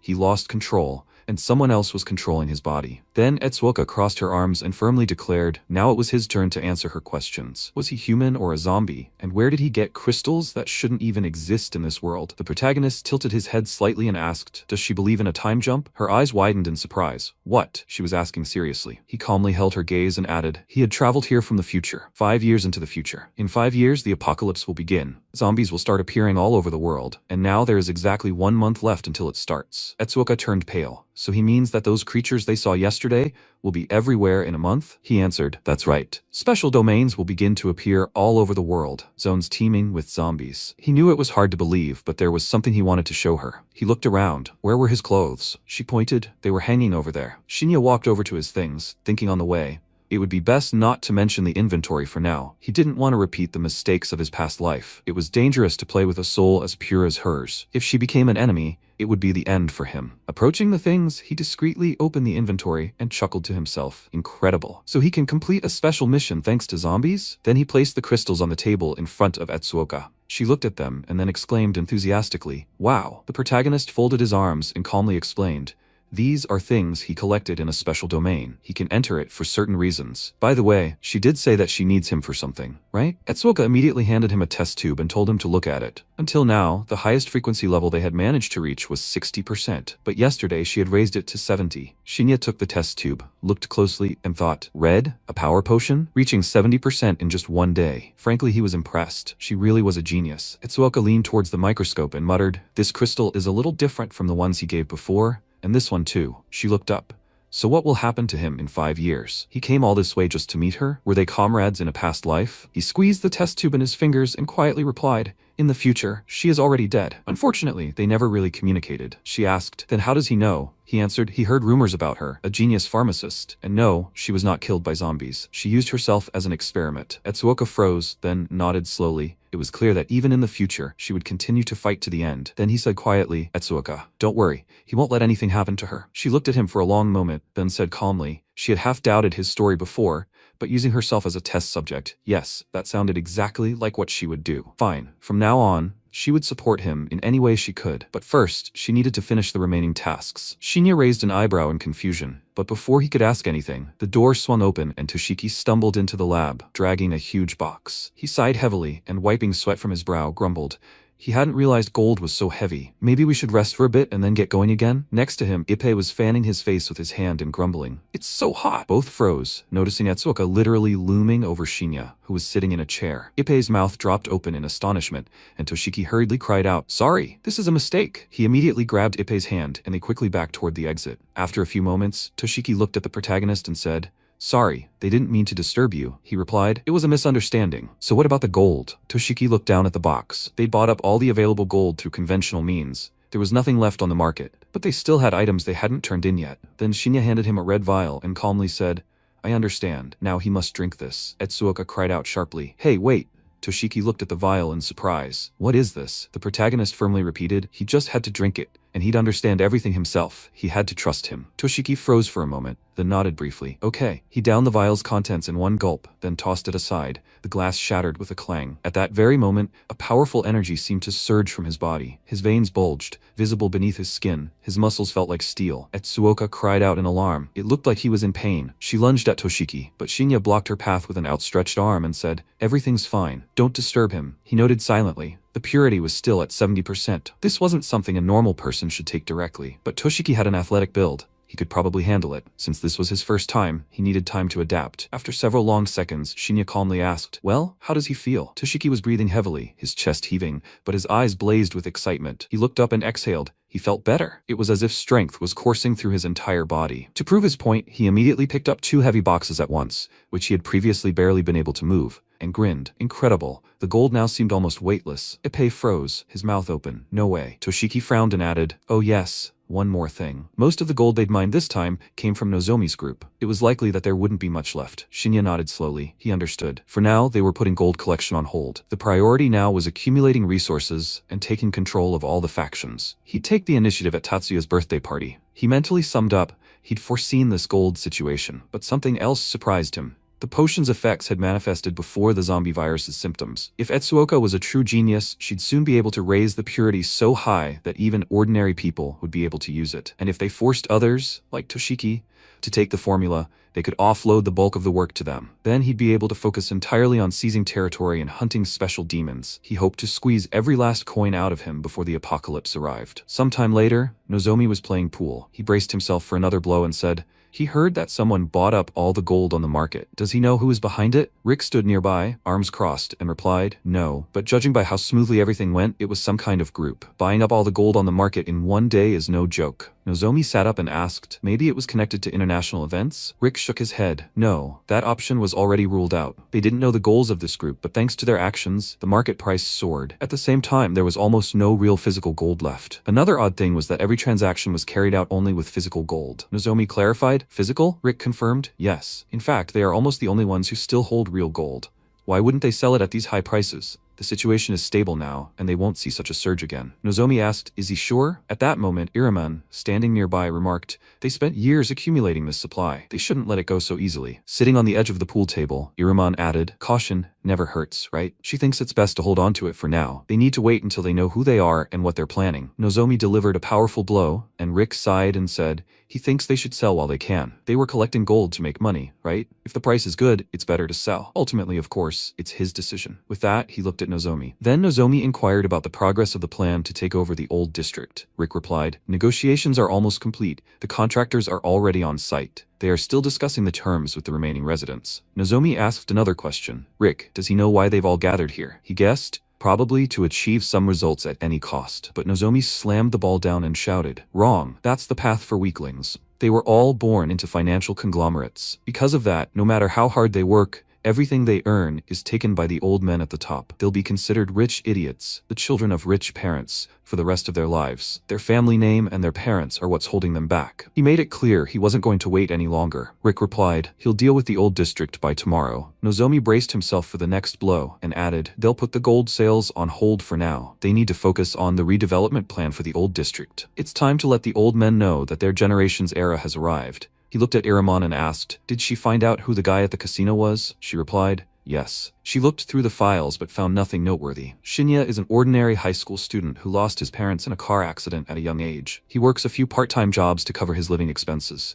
As for his appearance at the casino, he apparently joined the organization with his classmates. Nozomi asked, is that all? Iramon confirmed, yes. Then she asked, what should they do? Nozomi answered briefly, eliminate him. The guy may be strong, but they can't leave a trace. Iramon nodded. She thought he'd say that. So Shinya was already a target. At this time, MC walked down the street, and the guy, hidden in the shadows, watched him from around the corner. The protagonist made a mental note. The gold Toshiki returned was stored in his inventory. It wasn't much, but it was enough for level 15. For expansion, they needed the following materials: magic ores and crystals for Etsuoka research. Suddenly, he turned around in surprise. A hitman stood behind him, casually twirling a knife in his hand. The hitman said, hey, what's wrong, kid? He never expected the day would come when a top-class assassin like himself would have to deal with a high school student. Everything had been too quiet lately. There was almost no work. He decided that he would kill the guy for the reward. The hitman rushed forward and shouted, he messed with the wrong person. He has no one to blame but himself. But the next second, the protagonist spun around, jumped behind the hitman, and simultaneously snatched the knife from his hand. Then he grabbed his opponent by the head and jerked him back. Putting the blade to the attacker's throat,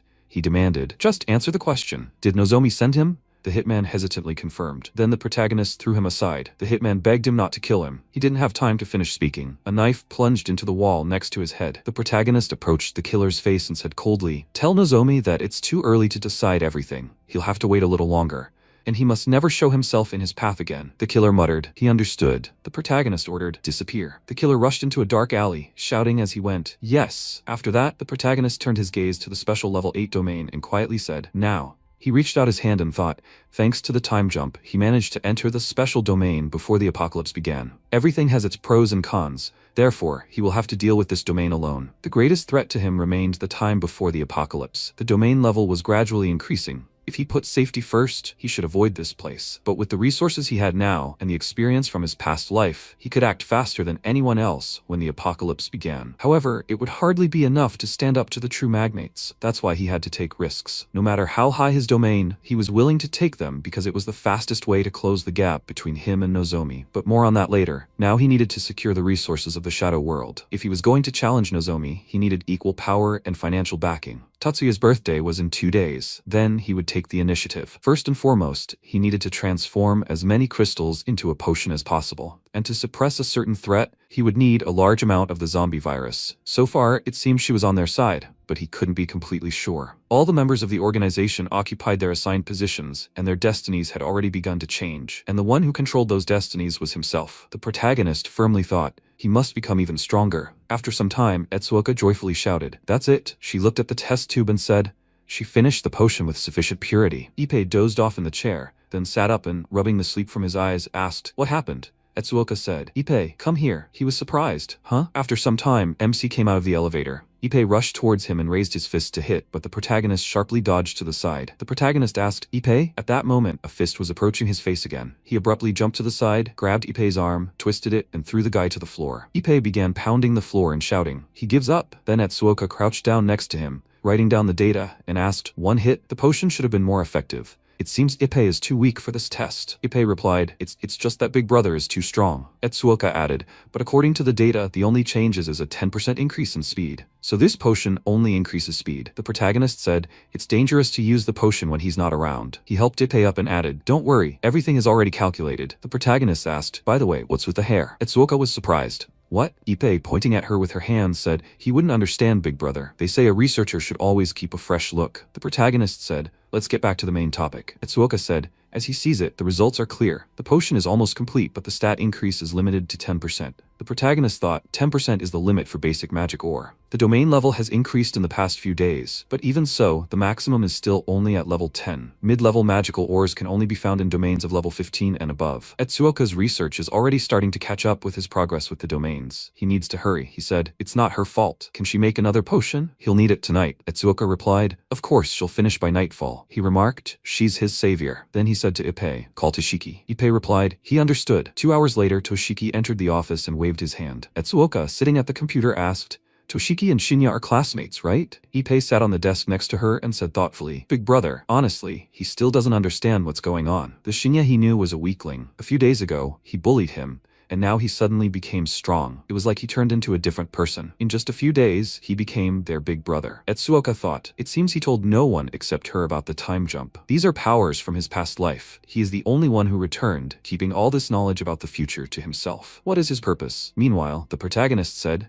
"Today is Tatsuya's birthday. This is the perfect chance. Everyone will gather there." Toshiki asked, "Will they really do it?" The protagonist answered, "Yes, no matter what, they will capture Tatsuya's forces." Toshiki scratched his head and added, "Everything was going smoothly, but now they have reached a new level. Maybe they should act gradually?" The protagonist firmly said, "There is no time. Tonight, no matter what. With the potion, they have a chance to win." Toshiki nodded. "If he says so, he will go for it." MC added, "Etsuoka is making extra portions. With this in mind, he should assemble their team and make sure to take only those who know how to fight. Today will decide everything. He will be the big brother. He still has things to do, so they will meet in the evening." Meanwhile, Tatsuya was gardening. He said thoughtfully, "There has been a lot of noise lately. Does he know what's going on?" Teruhisa stood behind him and answered, "Yes. This man's name is Toshiki. He's one of the low-level members of the organization. A few days ago, he started taking over other territories, including Ren's. He's already got his hands on quite a few bases. It looks like he's planning on expanding even further." Tatsuya said quietly, "Striving to grow and reach for the light is not a mistake, but he doesn't understand. There are people who make rules over them. When branches grow too big, they get trimmed." After a while, the guard bowed and said, "Still, they should go inside. The party's about to start." The big guy, holding the girl's hand, looked at the second worker and said sternly, "If he scratches his car, he'll pay for it. Park carefully." He replied, "Yes." Toshiki watched from the window. Hirakuri approached him and asked, "Hey, what's going on? Shinya hasn't arrived yet? Did he really just run away at the last minute?" Toshiki told him to calm down and suggested, "Let's wait a little longer." Hirakuri frowned. "How much longer should they wait? People keep coming. In that case, they will be at a loss." Toshiki clenched his teeth in irritation and thought, what is he doing? He himself said that this evening is very important. Has he really given up? No, he is not that kind of person. If he wanted to kill him, he would have done it long ago. Then a man approached them and said doubtfully, "They can still escape. How do they plan to capture Tatsuya with so many people?" Toshiki sharply ordered him to shut up. The man quietly asked, "Does he really think it will be safe to retreat?" Hirakuri approached Toshiki and asked, "Toshiki, can I talk to him?" They went to the toilet. Hirakuri noticed, he is too greedy, but he is quite calm. He understands everything. Toshiki folded his arms across his chest and asked, "Is it because of Shinya?" Hirakuri nodded. He agreed that he was strong. Following him was not a mistake. But now everything is different. They are confronting Tatsuya. Today all his troops have gathered, and the most important thing is, that brat still hasn't shown up. He thinks they should go apologize to Tatsuya. Toshiki responded coldly. After everything they've done, does he think he'll accept their apology? Hirakuri then took out a potion and said, "Then we should use this. If this liquid really is as amazing as he says, maybe if they hand it over, they'll be forgiven. He's the boss, so it's up to him. Whatever decision he makes, he'll follow it." Meanwhile, the guard said to his colleague, "All the participants have entered. We need to clear out and close the doors." He replied, "Yes." Then he called out, "Wait." The guard looked at him in surprise. At that moment, the protagonist was watching what was happening from a nearby rooftop. He quietly said, "Toshiki." Sometime later in the banquet hall, Teruhisa approached Tatsuya and whispered in his ear, "Boss, Toshiki's group has arrived." They entered the room. Tatsuya looked at the guests and said coldly, Well, it's the infamous Toshiki himself, the one everyone's talking about. Only he didn't recall sending him an invitation. Toshiki calmly replied, "Don't be like that. They came all this way to celebrate with him." Tatsuya chuckled. Judging by his face, he didn't come to celebrate. He may be old, but he wasn't weak. Toshiki looked around the room and, looking at his interlocutor, said, "Calm down. For starters, they'll just talk, okay?" Then Tatsuya said thoughtfully, "It seems he's prepared." He lit a cigar. Teruhisa lit it. Tatsuya added, "He's captured so much territory in just a few days. Does he want to demonstrate his power, even if it means putting on such a show? He should say it straight out. What is his goal?" Toshiki waved his hand in front of his face, dispersing the clouds of smoke, and replied, "He doesn't have much time, so he'll be brief. Frankly, this pitiful sliver of power isn't nearly enough for him." He abruptly rushed forward and shouted, "His goal is his place." The next moment, he froze in surprise. His fist stopped Teruhisa dead. Tatsuya said coldly, he knew Teruhisa would come to intervene, but he didn't think he was so greedy. It seemed he had underestimated him. Before he could finish speaking, Toshiki powerfully knocked Teruhisa to the floor. Then Toshiki waved his hand to the side and barked, "Grab them!" The fighters rushed to the attack. Tatsuya, taking another drag on his cigarette, said thoughtfully, "Not bad, better than he imagined, but he's making a big mistake if he thinks he can defeat him." The next second,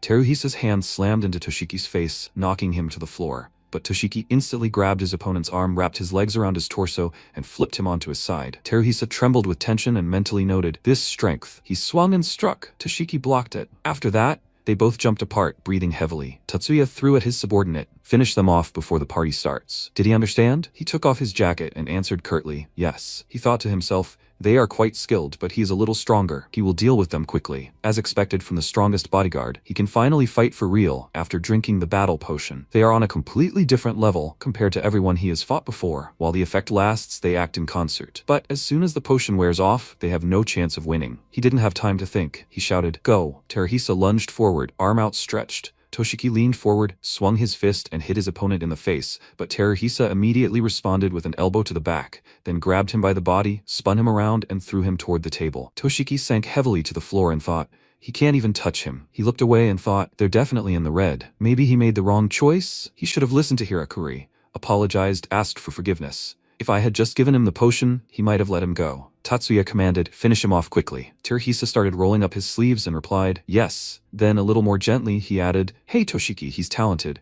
If he admits his mistake, I can put in a good word for him with the boss." Toshiki chuckled to himself. Ever since he met this guy, every day had been nothing but suffering. But without a doubt, his world had changed since then. He reached into his pocket and said, "Thanks for the offer." But he was tired of a life where he always had to help the wrong people. If he took his head off now, then at least he would relieve him of this burden. Teruhisa assumed a fighting stance, swung his fist and shouted, "In that case, you'd be better off dead," and rushed to attack. Toshiki tore the cap off the potion bottle and thought, just one bottle had closed the gap in strength so much. If he drank more, maybe he could still win. Teruhisa suddenly froze. His hand was grabbed in an iron grip by MC, who suddenly appeared in front of Toshiki. MC said, "Sorry, big brother. He's a little late." Teruhisa trembled, his eyes widened in shock. What kind of power is this? He couldn't move his arm. The protagonist delivered a sharp blow to the body, knocking Teruhisa back. Then he turned to Toshiki and said, "If he drinks a second dose, he won't be able to handle the side effects. He'll simply die." Toshiki hesitated. He was thinking about drinking, and then a sudden realization hit him. He thought, wait,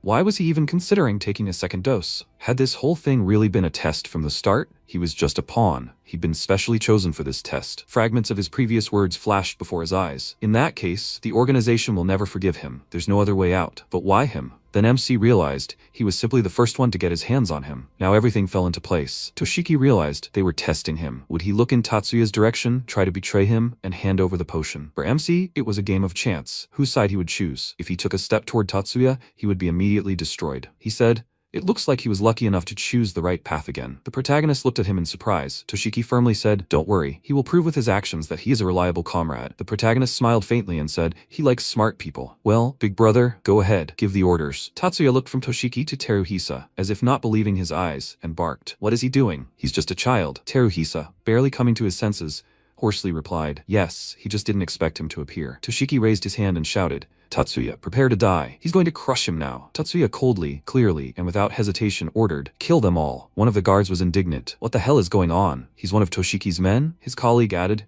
"It looks like he dealt with Teruhisa with one blow." Another man holding Hirakuri by the clothes asked, "Is he a student?" Hirakuri grabbed his arm and said, "Don't be surprised. That much fun? The real fun is just beginning." Then he threw the attacker aside. Teruhisa muttered. He never thought he'd fight a schoolboy. MC adjusted his sleeve and said, "He's going to lose to this schoolboy today." The opponent shouted furiously, fiercely. Idiot. He shouldn't underestimate him. He charged and slammed his fist forward, aiming for the protagonist, who quickly dodged the blow, flipping in midair and jumping back. Teruhisa rushed forward again, swinging his fists, and shouted, "What the hell? He's just dodging." Watching the fight, Toshiki thought, even after drinking the potion, he couldn't defeat this guy. It was like he was toying with Teruhisa. What terrifying power! One of the people present asked in confusion. Who the hell is this Toshiki? If things continued like this, he wouldn't be surprised if the rumors about him taking over Ren's territory turned out to be true. The guy next to him said gloomily, "Teruhisa can barely handle this schoolboy." Tatsuya thought absently, everyone here is at their wits' end, right? Someone from the crowd furiously shouted, "Shut up and watch. It took him 40 years to rise this high, and now some damn sewer rat just shows up and takes it all. If Teruhisa loses, it will be a shame. The strongest in the organization can't handle one schoolboy." Tatsuya barked. "He gives him another minute.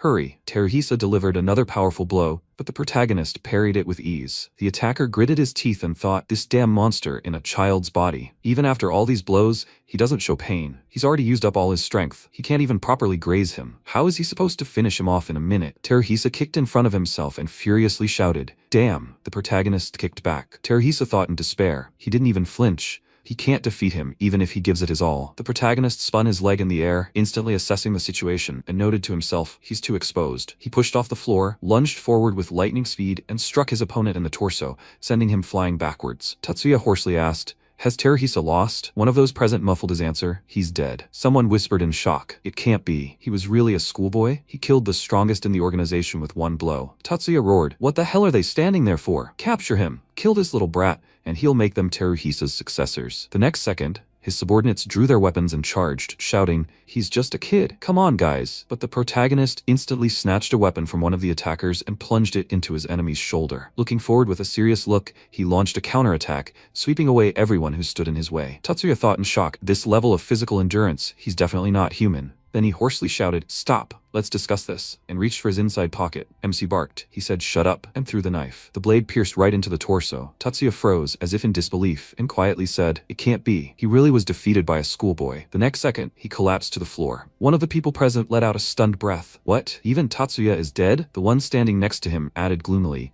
"And defeated by some bunch of good-for-nothings." At that moment, Toshiki thought in shock. He really did it. He defeated Tatsuya single-handedly. The protagonist turned to Toshiki and calmly said, "Big brother." Toshiki asked in confusion, "What?"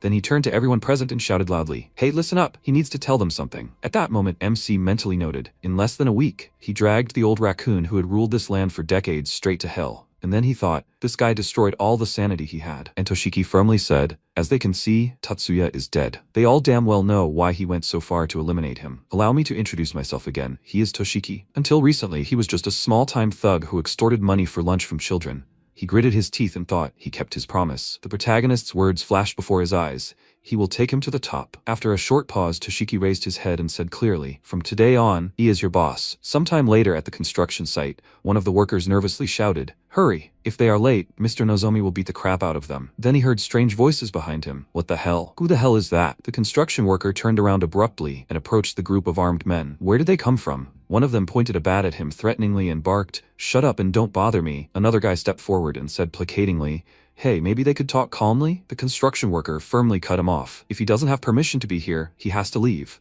They can't afford the slightest delay in the schedule. Marcus grinned and lazily drawled, "So what if the construction is a little late? Okay, enough about the schedule. They're already paying them for protection." Meanwhile, Nozomi was sitting on the couch and absent-mindedly said, "Come in." Tatsuhiro rushed into the office and reported, "Mr. Nozomi, there are serious problems at the financial center site." Nozomi was surprised. What happened?" Tatsuhiro explained in a measured tone. "A group of guys burst in this morning, started demanding protection money, and beat up the workers. By all appearances, they were Tatsuya's men." Nozomi slammed his fist on the table and roared, "Those idiots! They pay us regularly. Contact them immediately. Make them explain what the hell they're doing." Tatsuhiro quietly replied, "They've been trying to call since this morning, but no one's answering." Nozomi hissed irritably, "Old fox. Wire them the money. The schedule is paramount." Tatsuhiro cautiously retorted, "It looks like it's not about money. They insist on a face-to-face meeting." Nozomi stood up abruptly, buttoning his jacket. He would go to the site himself. Tatsuhiro added anxiously, "If their target is him, Mr. Nozomi, perhaps we should ask the boss for backup?" Nozomi cut him off sternly. "Shut up. If he hides behind someone else's back over such a trifle,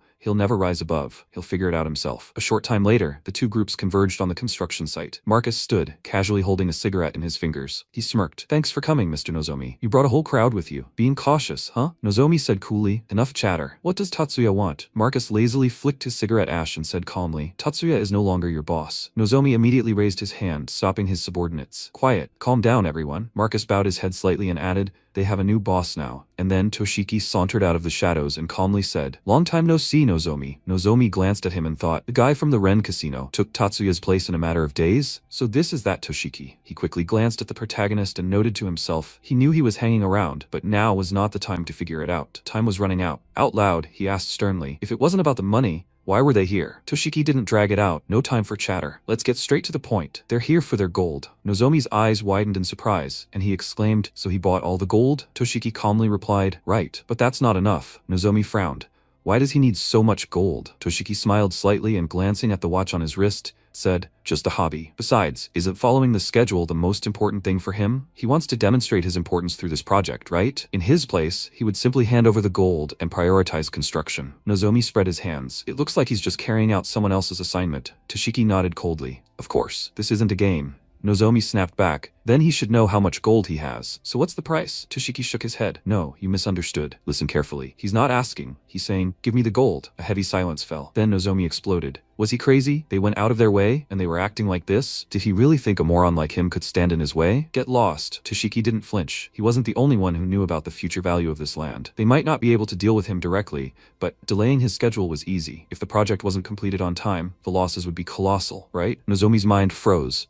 How did he know this? Only a few insiders knew about the original development plans. Who the hell is this guy? Toshiki raised an eyebrow mockingly. "What's wrong? Are you speechless?" Nozomi muttered. "His methods are dirty. He really has abandoned all decency." Toshiki suddenly leaned forward. "What did he say?" The next moment, Nozomi roared, "A stupid bully who relies only on violence. He's acting all important, like this is some kind of negotiation. Kill them all." His subordinates rushed into battle. Their opponents responded in kind. Tatsuhiro lunged at Toshiki, but the protagonist instantly intercepted his fist and held him back.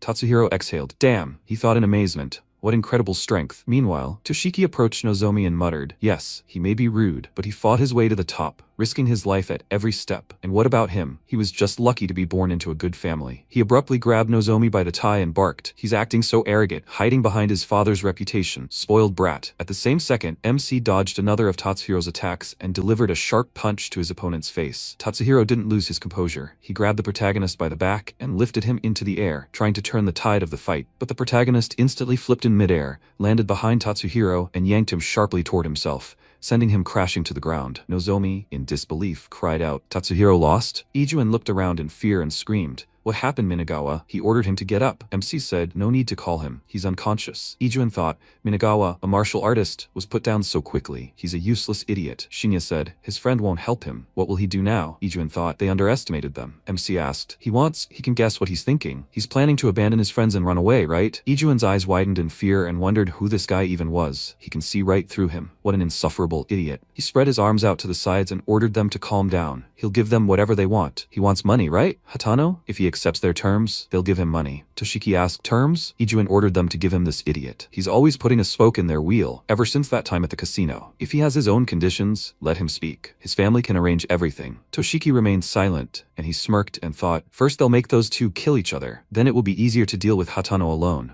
No one will be able to resist such a sweet temptation. MC said, just because he has money, he thinks he can manipulate people however he wants. His voice makes him sick. Ijuin turned blue with fear and asked, what is he going to do? He ordered Hatano to stop him. After a while, they were riding in the car and Toshiki asked, was it safe to leave him there? MC answered, yes, he won't die. He won't let him die so easily. Toshiki asked, does he think Ijuin will calmly give up the money? Shinya answered, of course. The project is more important to him. Toshiki asked, does he know him very well, right? Shinya answered, yes. What about what he asked? Toshiki asked again, a warehouse? He followed his directions and found a large warehouse outside the city. He'll send the coordinates now. He handed him a card and said, here. MC asked again, what is this? Toshiki replied, the organization's money. He should be the one keeping it safe. Shinya asked again, how much is here? Toshiki replied, the organization's total assets are about $40 million, but this card only showed 1 million. The rest would take time to convert into cash. Shinya thought it was time to start stocking up on supplies. He also needed to upgrade his inventory. He was stuck at level 3. The beginner crystals they'd collected so far should allow them to reach level 10. After that, they'd need cash and mid-level crystals. A level 3 inventory was only the size of carry-on carry-on luggage, so they couldn't store the money they'd collected.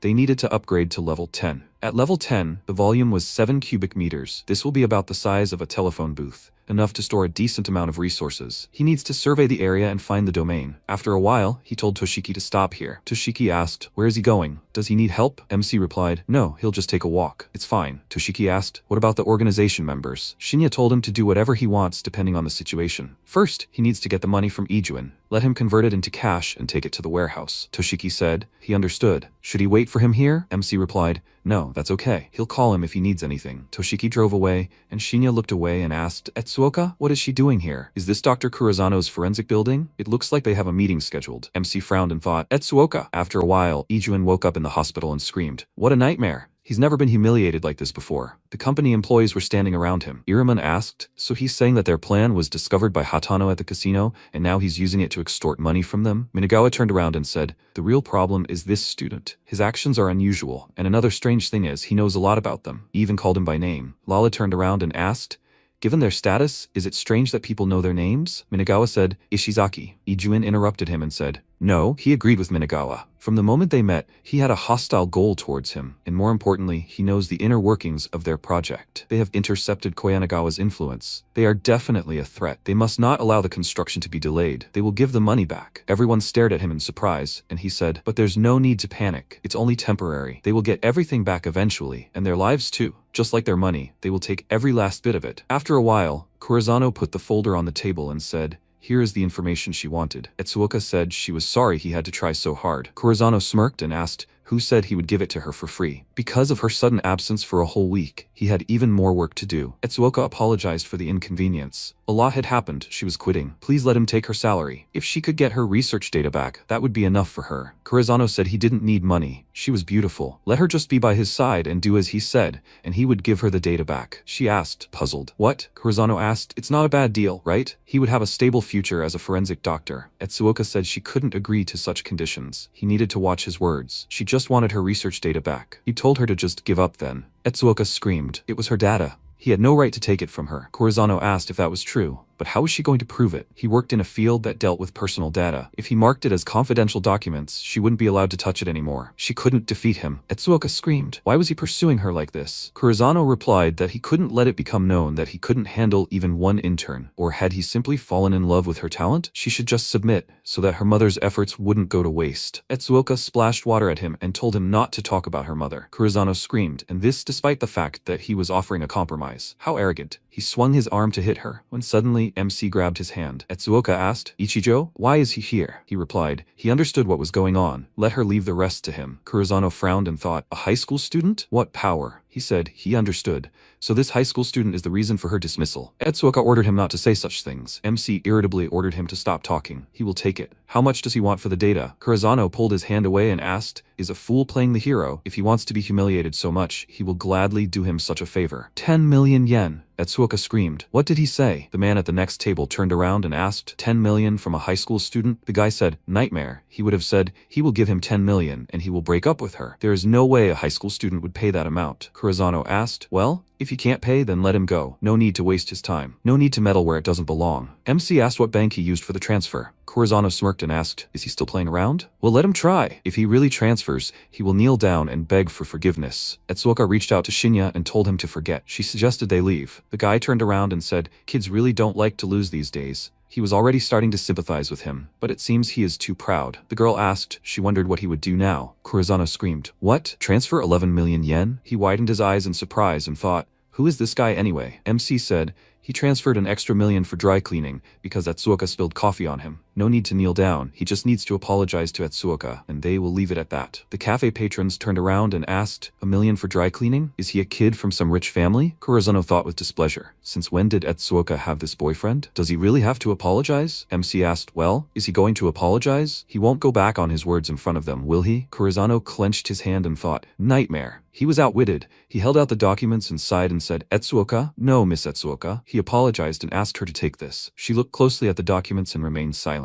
After a while, they were walking down the street and Shinya asked, what? Does she have something to say? Etsuoka waved her hands and screamed, she can't hold back anymore. Why didn't he just hit him? He gave him so much money. This data was already hers. The more she thinks about it, the more irritated she gets. MC said, so that's what made her angry. No need to worry. he won't let him use that money. Etsuoka apologized for going to meet Kurizano without telling him. She just wanted the data back. MC said yes, he understood. He just saw her and followed her. It's good that he did that. Now, she needs to take Mineta or the others with her for things like this. Etsuoka replied, she got it, but why is he here? Shinya replied, he got caught in the rain while working. He came here to buy things to change clothes. Etsuoka said, she got it. Then let her do it for him. They entered the store and she started looking at things. The girls were walking near the store and saw them. Risa pointed her finger in their direction and asked, Miki, isn't that Ichijo from her class? Miki looked at him and replied, it's really him. What is he doing in this store? The girl next to him, is she his mother? Etsuoka looked happily at MC, and Miki said, it doesn't look like it. Ichijo paid himself. Everything in this store is very expensive. She offered to go after them. At this time, Kurizano was walking down the street and spoke irritably.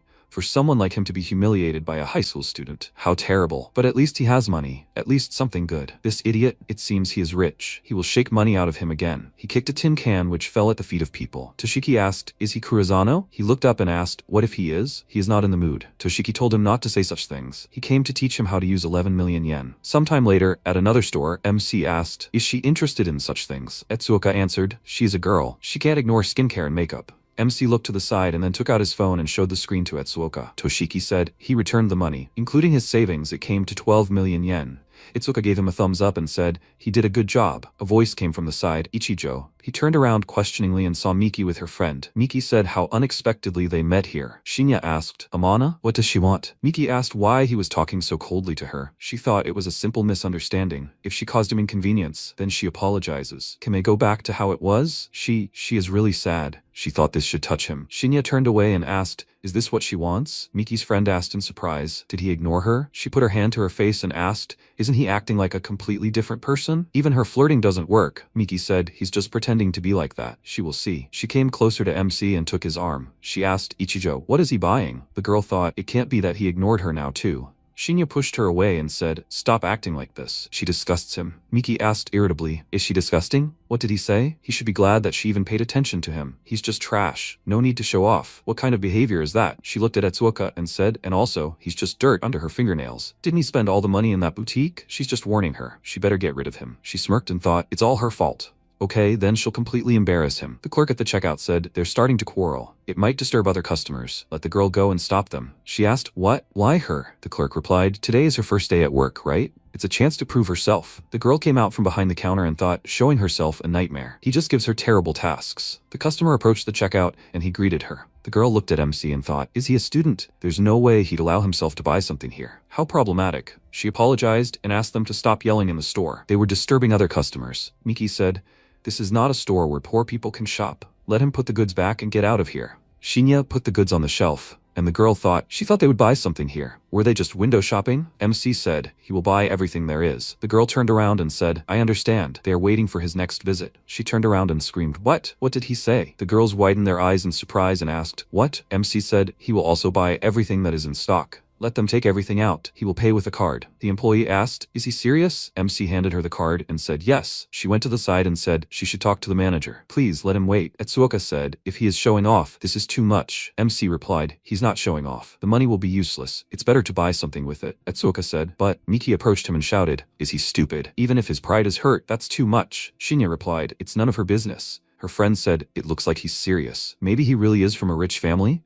Why doesn't she apologize? He might forgive her if she does. Miki asked, so should she. Why is he buying up the entire store? She has to see everything to the end. The salesperson looked at the employee in surprise and asked, all the goods in the store? The employee answered, yes, including the goods in the warehouse. The guy said he was very sorry, but these goods are already reserved and cannot be sold. The customer cried out in surprise. What? The employee quickly began entering the data into the store's database, and 20 minutes later she apologized for the wait. Including all the goods in the warehouse, the total number of goods is 3,020 units. With a 20% discount, that's 120 million yen. Please have him sign here. The girls cried out in surprise. 120 million yen? MC put his signature on a piece of paper and said to deliver everything to this address. The employee said she understood. They will deliver everything within 3 days. Risa called out to Ichijo and said, Miki just got carried away. Please let him forgive her. She told Miki to apologize. Miki became embarrassed and asked him to forgive her for calling him names. She went too far because she likes him. Shinya said he wasn't interested in her at all. He told Etsuoka to go. Miki shouted after him. What did he say? The employees bowed before MC left and said they would wait for his return. Etsuoka asked, this feeling, it's incredible, right? Maybe we should buy them something else? MC replied, yes. Once the apocalypse comes, he will be the only one who will be able to buy anything. Etsuoka suggested that they continue shopping. Suddenly, Shinya's eyes widened and he stopped.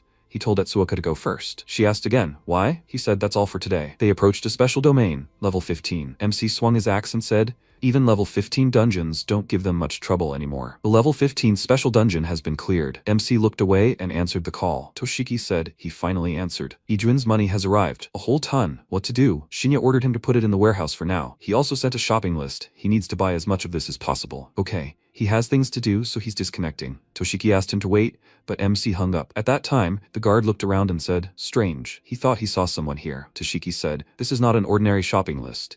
Is he trying to buy everything there is in the city? MC thought that everything was already sorted with money and supplies, so all he had left was the starstones. He looked ahead questioningly and asked, a new domain? Is the frequency of dungeon appearances really increasing because the end is near? One day until the apocalypse. Etsuoka asked, had he seen Ichijo? Ippei asked again, brother? No, he hadn't seen him for half a month. Hatano was also missing. Etsuoka answered, I see. She thought about it. They hadn't seen each other since that shopping spree. Did something happen? If what he said was true, that the apocalypse was supposed to be tonight. And where is he anyway at this time? At that moment, MC entered the office and said he was late. Etsuoka screamed, Ichijo. Ippei screamed, brother? MC said, they are leaving right now. They need to get ready. Etsuoka looked at him questioningly, and after a while, Ippei saw Toshiki and asked what he was doing here. Toshiki said they were finally here. He had united a bunch of cities and finally collected everything. He told MC to take a look. Toshiki pushed the warehouse doors open, and everyone's eyes widened in surprise. Ippei cried out, What is this? Toshiki said, everything on the sheet is here. Shinya asked again, is that all? Toshiki answered, no, it's only half. The rest is in the neighboring warehouse. He practically emptied 4 large supermarkets. Lots of food and water, gasoline, generators, essentials, all that is also here. There's enough here for several people to live their entire lives. But how is he going to store it all? MC didn't answer him, but asked, where is the money? Toshiki answered, in the back. Shinya ordered them to follow him. All these days, he has been continuously clearing domains. He reached level 50. He collected enough to expand his inventory to level 40. MC stopped at the warehouse and told him to take a look. He scattered gold bars on the floor and released mana. Ippei said in surprise, the gold is disappearing. MC transferred this to subspace.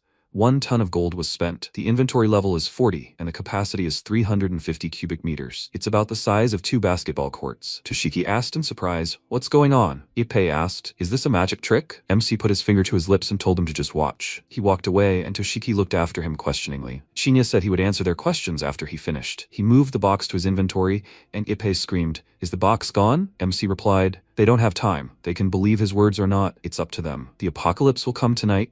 The world will be filled with zombies and special domains. In this world, zombies will attack people, order will collapse, and people will be forced to fight for survival. What they saw was his inventory. Once the end comes, they will have theirs too. The size of their inventory depends on their level. It also determines whether they survive or not. To expand your inventory, you need gold. That's why he was collecting this. There is half a day left until the apocalypse. Let them get ready. Ippei's eyes widened in surprise and said, this is crazy. What other apocalypse? Toshiki put his hand on his shoulder and told him to calm down. Shinya said, that's why he said, they can believe it or not. They helped him and he won't let them lose. He will give them enough to get to the end. Toshiki answered, I understand. After a while, he closed the doors of the truck and said, they loaded everything. MC said, okay. He needs to quickly go home and get ready. Toshiki turned around and said, they certainly don't know each other well, but he trusts him. Thanks for telling them. If he can help with anything, he can call him. MC closed his eyes and said, yeah, let him just survive. The car drove away and Shinya told Etsuoka to go. They still need to do something. It looks like she wants to say something. Etsuoka turned around and said he hid his inventory from her. Why didn't he trust her? Shinya interrupted her and asked why he said back those who helped them. Is that what she wanted to ask? Etsuoka said, they have all these supplies. If the apocalypse really comes, then why can't they all be together? MC replied, in a post-apocalyptic world, people can be more dangerous than zombies. He saw it himself. When a person experiencing their first end gets too many resources,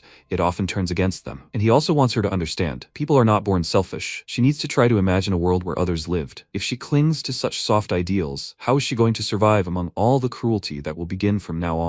If she is not ready for it, then it is time for them to go their separate ways. Etsuoka let her hair down and walked forward. MC said, She could doubt at least a little. Does she know? She ordered him not to underestimate his determination. It's time to go. They're running out of time, right? She also has things she wants to do. After a while, Shinya said, "It looks like she's ready." Etsuoka said, "This is her way of showing her determination." MC asked, "Does she still hold on to what he said before, right? 1 minute left. She needs to say goodbye to this world one last time. This is the last time she breathes air, not soaked in blood. 10 seconds left. The countdown has begun. This is the beginning of the end." After a while, a man ran down the street and asked for help. Zombies followed him and growled. The man fell to the ground and ordered them not to come closer. What do they want? Money? He can give them as much as they want. There was a 7th birthday cake behind him. The man asked for it to stop and screamed loudly. The news reported breaking news. Around midnight on May 25th, mysterious pillars of light appeared all over the world, and soon after, crowds of killers began to appear. According to investigations, these killers have no signs of life, making them walking corpses. In other words, they are zombies. It is reported that any living creature bitten by a zombie also turns into one. For their safety, please let them stay home. The authorities are working to figure out the cause, so you need to stay calm. Etsuoka watched this report and said, "So what Ichito said was true." People wrote in the comments, "Is it true? People eat people? Not people, but zombies. It's the end of the world. They need to stock up on food. They say it spreads through infection, so you just need to stay home. There is nothing left to buy anyway. You need to stay quiet." Something appeared that looks like something useful. Do they have it too? He is right, but it is small. It is unlikely to fit more than a cup of instant noodles. In the upper right corner it says rank. Maybe it has to do with the size? MC said he will explain later, so there is no need to worry about it.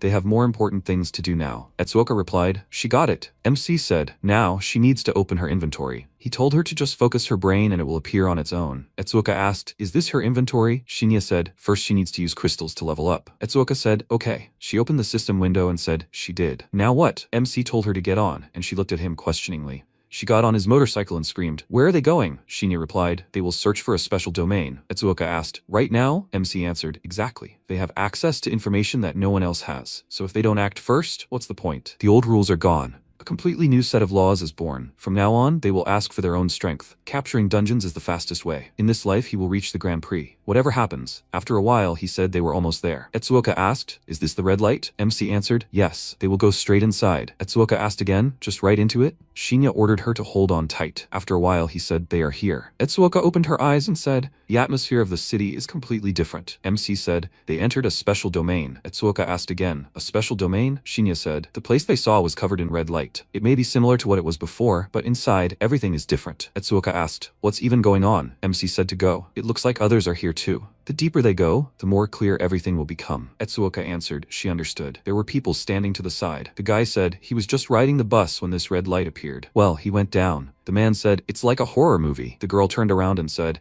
"It looks like they are not alone." The man asked, "Are they students? They weren't with them on the bus?" The girl said, "I don't think so." The guy screamed, "Ichijo." Shinya looked at him questioningly and thought, these guys are from their class. The guy asked, "What is he doing here?" The man said, "That's not important now. Most importantly, can someone explain what's going on?" The guy said, "It's probably what they were talking about on the news." Someone asked, "What did they say?" "Well, they entered this red light, and now they're stuck on this mountain," or something like that. The man said introduce themselves. His name is Tetsuo Chosokabe, the coach. The girl said, she is his student, Kana Nagahisa. They were going to the mountains. The schoolboy said he is Akira Kata, a senior. The guy said, him too, he is Tsuyoshi Goda. He was riding the bus because of the evacuation. The man said he is Higashi, he is the bus driver. The MC introduced himself. He is Shinya Ichijo. Etsuoka said, she is Natsume Etsuoka, a forensic medical researcher. Someone said, what nonsense. An old man and a bunch of kids. Looks like they don't have a chance. He will be in charge. The old man was ordered to check if the bus was working. He got it. MC said to look. There are zombies. Etsuoka looked to the side and saw a huge monster that screamed loudly. There was a scream. Something jumped out. The monster rushed at the driver, and Tatsuo quickly attacked the creature. He asked, is it dead? It was self-defense. Did they understand? Did they see? Akira said, it must be the same zombie from the news. He was dead from the start. The coach asked again, what? The zombie rose from the ground, which surprised everyone. There was a scream. No way. Is the monster's broken neck okay? Disgusting. What is this anyway? The monster growled and a knife got into his head. Everyone's eyes widened in fear and they turned around and Tetsuo wondered if he had a knife. He killed that monster with one blow. MC said to hit him in the head. If he doesn't want to die, they need to look for a weapon. Quickly. Everyone got on the bus and started looking for items. Tetsuo cried out in displeasure. What kind of bus is this anyway? There are no weapons. Higashi said there should be an emergency kit, but there isn't one. They need to look some more. He turned to MC and asked if he could talk to him. Tetsuo said in displeasure. He became so obedient when he found out the guy had a knife. knife. Akira turned to Chosokabe and he asked, "What?" Akira said, "About Ichijo having a knife. He's trying to bluff. He's been acting cocky ever since he started hanging out with the bullies, but he was the one who got bullied before." Tetsuo replied, "That explains everything. He thinks the bus will go?" Higashi said, "No, there's no gas left." Tetsuo said, "Okay, they need to come up with a strategy. Everyone out." Tsuyoshi asked why he told about Ichijo. Akira asked, "Isn't it obvious? Chosokabe is the strongest of them now. If he's on his side, he can get revenge on Ichijo for what he did." Everyone got off the bus and someone asked if they should start over. "What's wrong with the bus?" Higashi answered, "Two problems. It's broken and there's no gas. They can fix it." But Tetsuo interrupted him and asked, "So if they fix it, will everything work out?" Higashi answered, "Yes, there's a gas station in the next town." Tetsuo suggested splitting into two groups. The faster they find that place, the better. The first group will fix the bus and the second will look for gas. Akira raised his hand and said, "They'll stay and fix the bus." He thought he won't risk his life and go somewhere else. Tetsuo pointed his finger at MC and Etsuoka and said, "Then they'll go look for gas." Etsuoka ordered him not to decide for them. He said, "Only they have weapons. If they don't like it, then let them leave their weapons." Etsuoka asked discontentedly, "What?" Kana stepped forward and said she would go too. She often runs here, so she knew the way. Tetsuo said, "Okay, he will stay." He thought this place looked safe enough. If something happened, they would just hide in the bus. MC said to go, and Tetsuo told them to be careful. Etsuoka looked at him discontentedly. After a while, they were walking through the forest. Etsuoka smiled and thanked Kana for going with them. It will be easier for them now. Kana said they need to help each other. MC said, "Stop." Kana asked, "What is it?" Shinya said, "They're here." The girls screamed, "Zombies? There are so many of them." The monsters ran towards them and MC held out a knife and told Kana to take it. She asked again, "Why is he giving it to her?" Shinya ordered her not to just stand there but to take it and get ready. Kana replied, "Okay, but what about him?" She looked at him in surprise and wondered where that knife came from. MC said, "Eyes, temples, and neck. Those are their weak points." He ordered her to watch both. Their movements are simple. When she attacks, you need to take a position. MC grabbed the monster and attacked, and after told her to kill them. Zombies in the early stages are easy to kill. Do they understand? The girls looked at him confused, and Kana thought, which part was easy? MC ordered them to try. The monsters screamed and rushed towards the girls who tried to attack them. The zombie knocked Etsuoka to the ground, and she began to breathe in fear. Shinya turned around and said if they bite her, she will turn into a zombie too. If she hesitates, she will be eaten. She ordered herself to calm down. These are not people. Weak points. She swung the knife and screamed, "Eyes and neck." She killed the monster and threw it away from her. Etsuoka's eyes widened in surprise as she saw MC quickly deal with the creatures. Another monster appeared behind him and he struck it. Kana said, "It can't be. He killed them all by himself. A horde of zombies is nothing to him. It's as if he were the god of war." MC said she needed to work on her combat skills and body much more aggressively. Etsuoka said it was her first time, so there was no need to push her so hard. Shinya said zombies don't care about excuses. Go ahead. Etsuoka put her hand to her lips and asked, "Previously the situation depended on strength, right? And what was his level?" MC replied, "The strongest man alive. If only this hadn't happened." Etsuoka asked if it would have been safer to stay and fix the bus. MC ordered them to keep going and go. The only safe place within the zone was the shelter. At that moment, Tetsuo shouted, "Get back!" The boys climbed onto the bus and asked why the zombies had surrounded them. "Keep your formation. We can't let a single zombie get on the bus." Akira screamed, "They don't even have a gun. How are they supposed to hold them back? Aren't they supposed to be safe with Chosokabe?" Tsuyoshi swung his jacket and told him to shut up. Akira screamed, "Shouldn't he be protecting them? Let him start killing those zombies already." Tetsuo said, "He's an idiot." Akira screamed. If he knew this would happen, he would have gone with Ichijo. He has a weapon. No matter how much they hit them, they still don't die. Tetsuo grabbed Akira by the shirt and he screamed. What is he doing? He ordered them to let him go. Tetsuo ordered him to shut his mouth. If he wants to go to that idiot, let him go now. Akira said, "That's not what he meant." He asked him to wait. Tetsuo pulled him out of the bus and Tsuyoshi screamed. What is he doing? He will die if he throws him out there. Tetsuo ordered him to shut up and asked if he wanted to go there himself. Tsuyoshi started shaking and Akira screamed. He was joking. He apologized and asked him to stop. Tetsuo said he was right. He had to protect these people. That's why he was using him as bait for the zombies. He threw Akira forward and the monsters turned their attention to him. Akira, scared, ordered them not to come closer.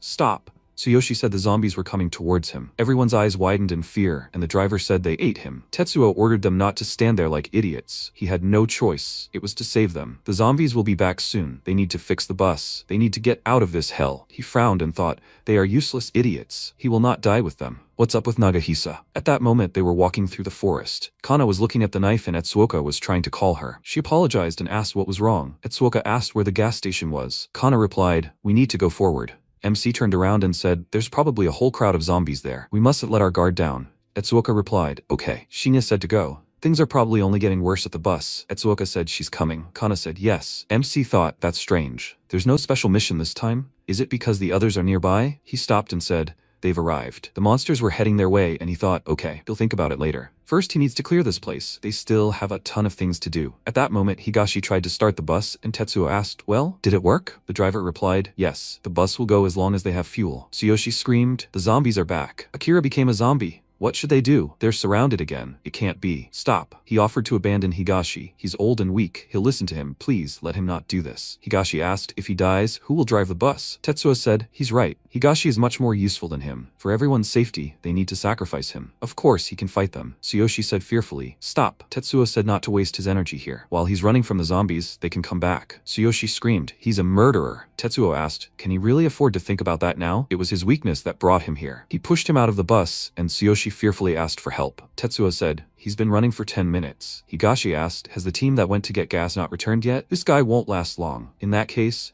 they died in vain. Tetsuo grabbed him by the shirt and said, listen, they went there themselves. They're doing this to protect him, so there's no need to act like it's his fault. Higashi answered fearfully. He understood. He sat down in his seat and shook, and Tetsuo thought if the team with gas doesn't return soon, they'll have to use the bundle. Tsuyoshi ran forward with the last of his strength. He tripped on a rock and fell to the ground, and the monsters began to approach. Tsuyoshi screamed, stop! The huge creature opened its mouth, when suddenly MC appeared and quickly attacked the creature. Tsuyoshi asked fearfully, Ichijo, he's finally back. Please let him help. Akira, he turned into a zombie. Shinya asked, what even happened? Tsuyoshi began to explain. As soon as they left to get gas, a crowd of zombies appeared. A voice was heard behind him. Two brave souls led the zombies away from the bus. Thanks to them buying time, the bus was fixed. He needs to quickly fill up with gas and they're leaving here. Tsuyoshi's eyes widened and he screamed. He abandoned him and made Akira die, didn't he? And then, he abandoned him too. He wasn't going to protect them. The girls screamed. What did he say? Tsuyoshi screamed. He's a murderer. Tetsuo ordered him not to anger him. He's no different. He betrayed that kid to gain his trust and thought it would be better if he died while looking for gas. And he's telling him this? Tsuyoshi, frightened, told him not to say such reckless things. This is a misunderstanding. Akira said so, but he was against it. Ichijo should believe him. Tetsuo said he did it for everyone's salvation.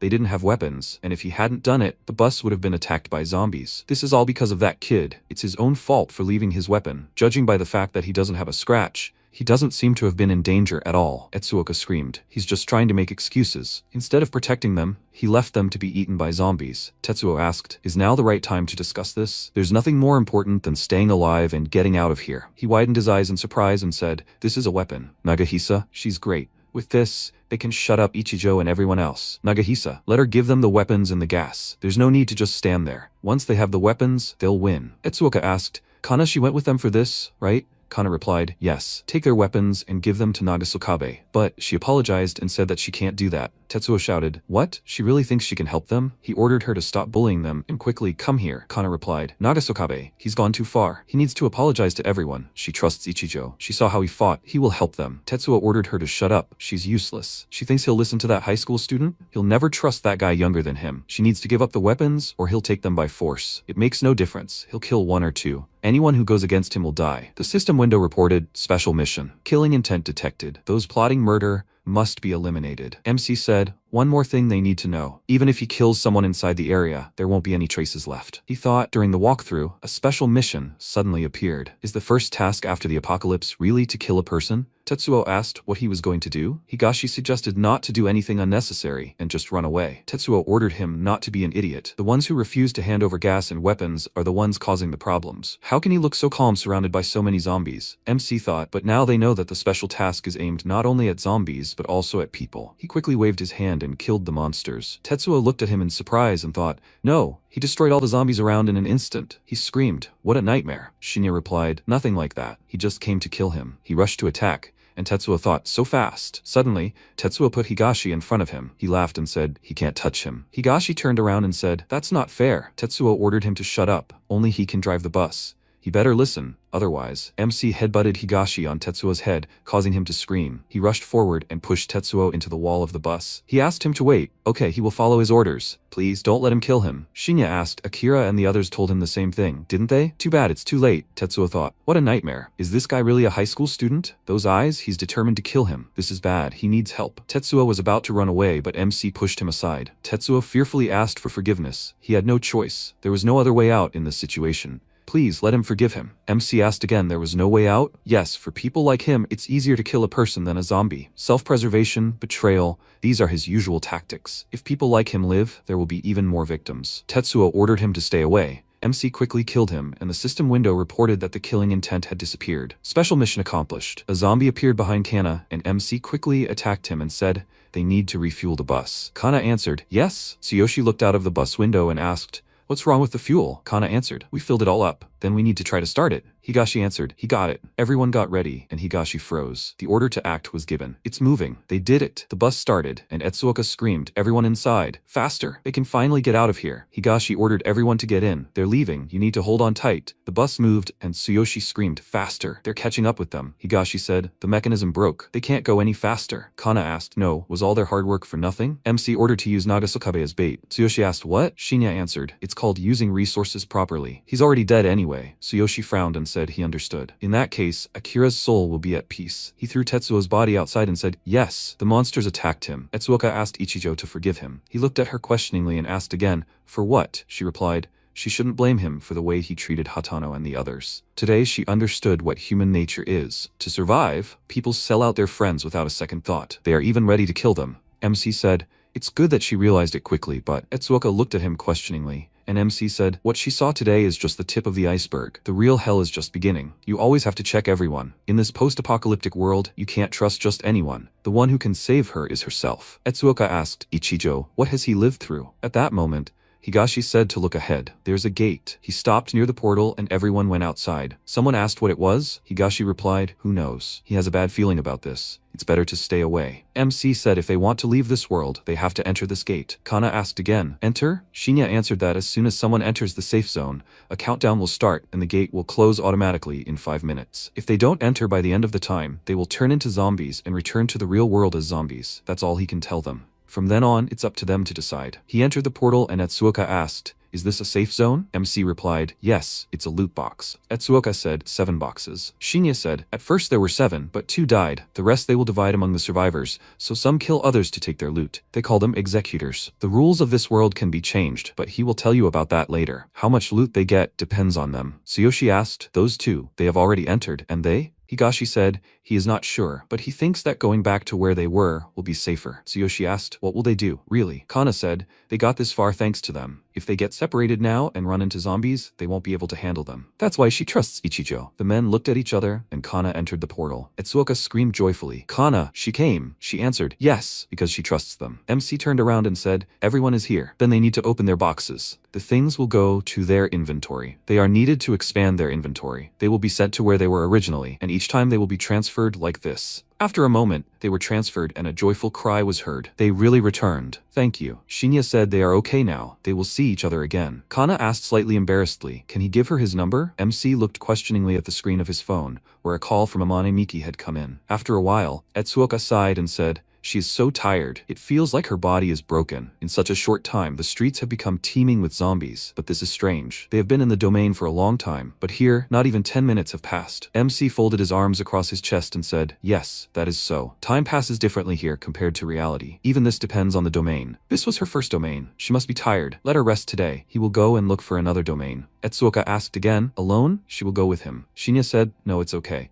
In her condition, walking back and forth will be difficult." Etsuoka said, "Ichijo." He turned around and asked, "What?" She was silent for a moment and said, "Nothing." She asked him to be careful. He replied, "Yes. It's dangerous outside, so she needs to sit here." Etsuoka looked at her hands and thought, "Well, she's not strong enough." She said, "Oh well, she'll research potions." MC came out of the lab and said, "The target of the special mission could even be a human. If that's the case, he can't enter domains with Etsuoka. From now on, he should act alone as often as possible." Come to think of it, she tried to say something before. Never mind. First, he needs to clear the domains. He looked at his phone screen and said, "There she is again. There are already more than 20 missed calls. It's annoying him." At that moment, Risa asked, "Well?" Miki said displeasedly, "He's hanging up." Risa told her to keep calling. In a world like this, they need someone reliable. Someone like him probably has a lot of supplies. Miki said, "She knows. She will keep trying." It's good that she knew Mineta gave him her phone. The number she's calling is either turned off or, she screamed, "Turned off? Ichijo, you idiot." MC was moving down the street and thought there were more and more zombies. It looks like everyone who entered the first domain was destroyed. The second domain will open soon. He needs to go to the city. He rushed forward and attacked the monsters. MC said, "It connected." At that moment, a red beam headed towards Miki's phone. phone. A voice rang out the number she's calling. Miki screamed in fear, a nightmare. This is outrageous. Risa said to look and asked, what is this? They looked out the window and saw a red light. After a while, Miki asked,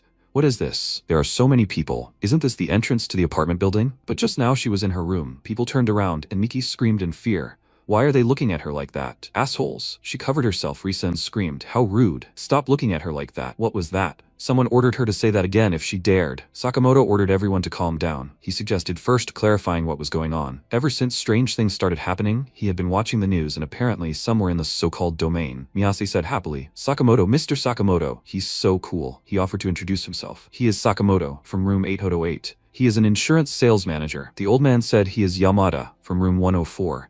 He works here as a security guard. Room 303. He is Tsushiura, unemployed. Room 404, Gendo. Hirose from room 606. On the internet, she is Miyase Ryu. She is a streamer. The guys said they are Hosokawa and Hutomura. They both live in room 201. They just work part-time. Miki said she is Amane Miki. Risa said she is Risa Yawada. She shares apartment 702 with another high school girl. Yamada said there's someone else here. He's never seen him before. He's not a resident of this building. MC stepped forward and said he's Maya Ichijo. The girls asked in surprise, Ichijo, why is he here? He came to see Miki, right? Someone pointed a finger at him and asked who he was anyway. Why is he here? MC replied, it is. Hutomura said, he's clearly up to something. He suggested capturing him first. MC thought, what a nightmare. Explaining is a real hassle. He can't directly say he came here pursuing the domain. Maybe he'll use Amane or these residents. He said he came to see his classmate, Amane. She thought in surprise. What? Sakamoto asked, are they really classmates? Miki replied, yes. Risa turned around and said he was deliberately ignoring her calls, and then suddenly he came himself. How romantic. He, despite the danger, risked his life to come here just to meet her. Miki said,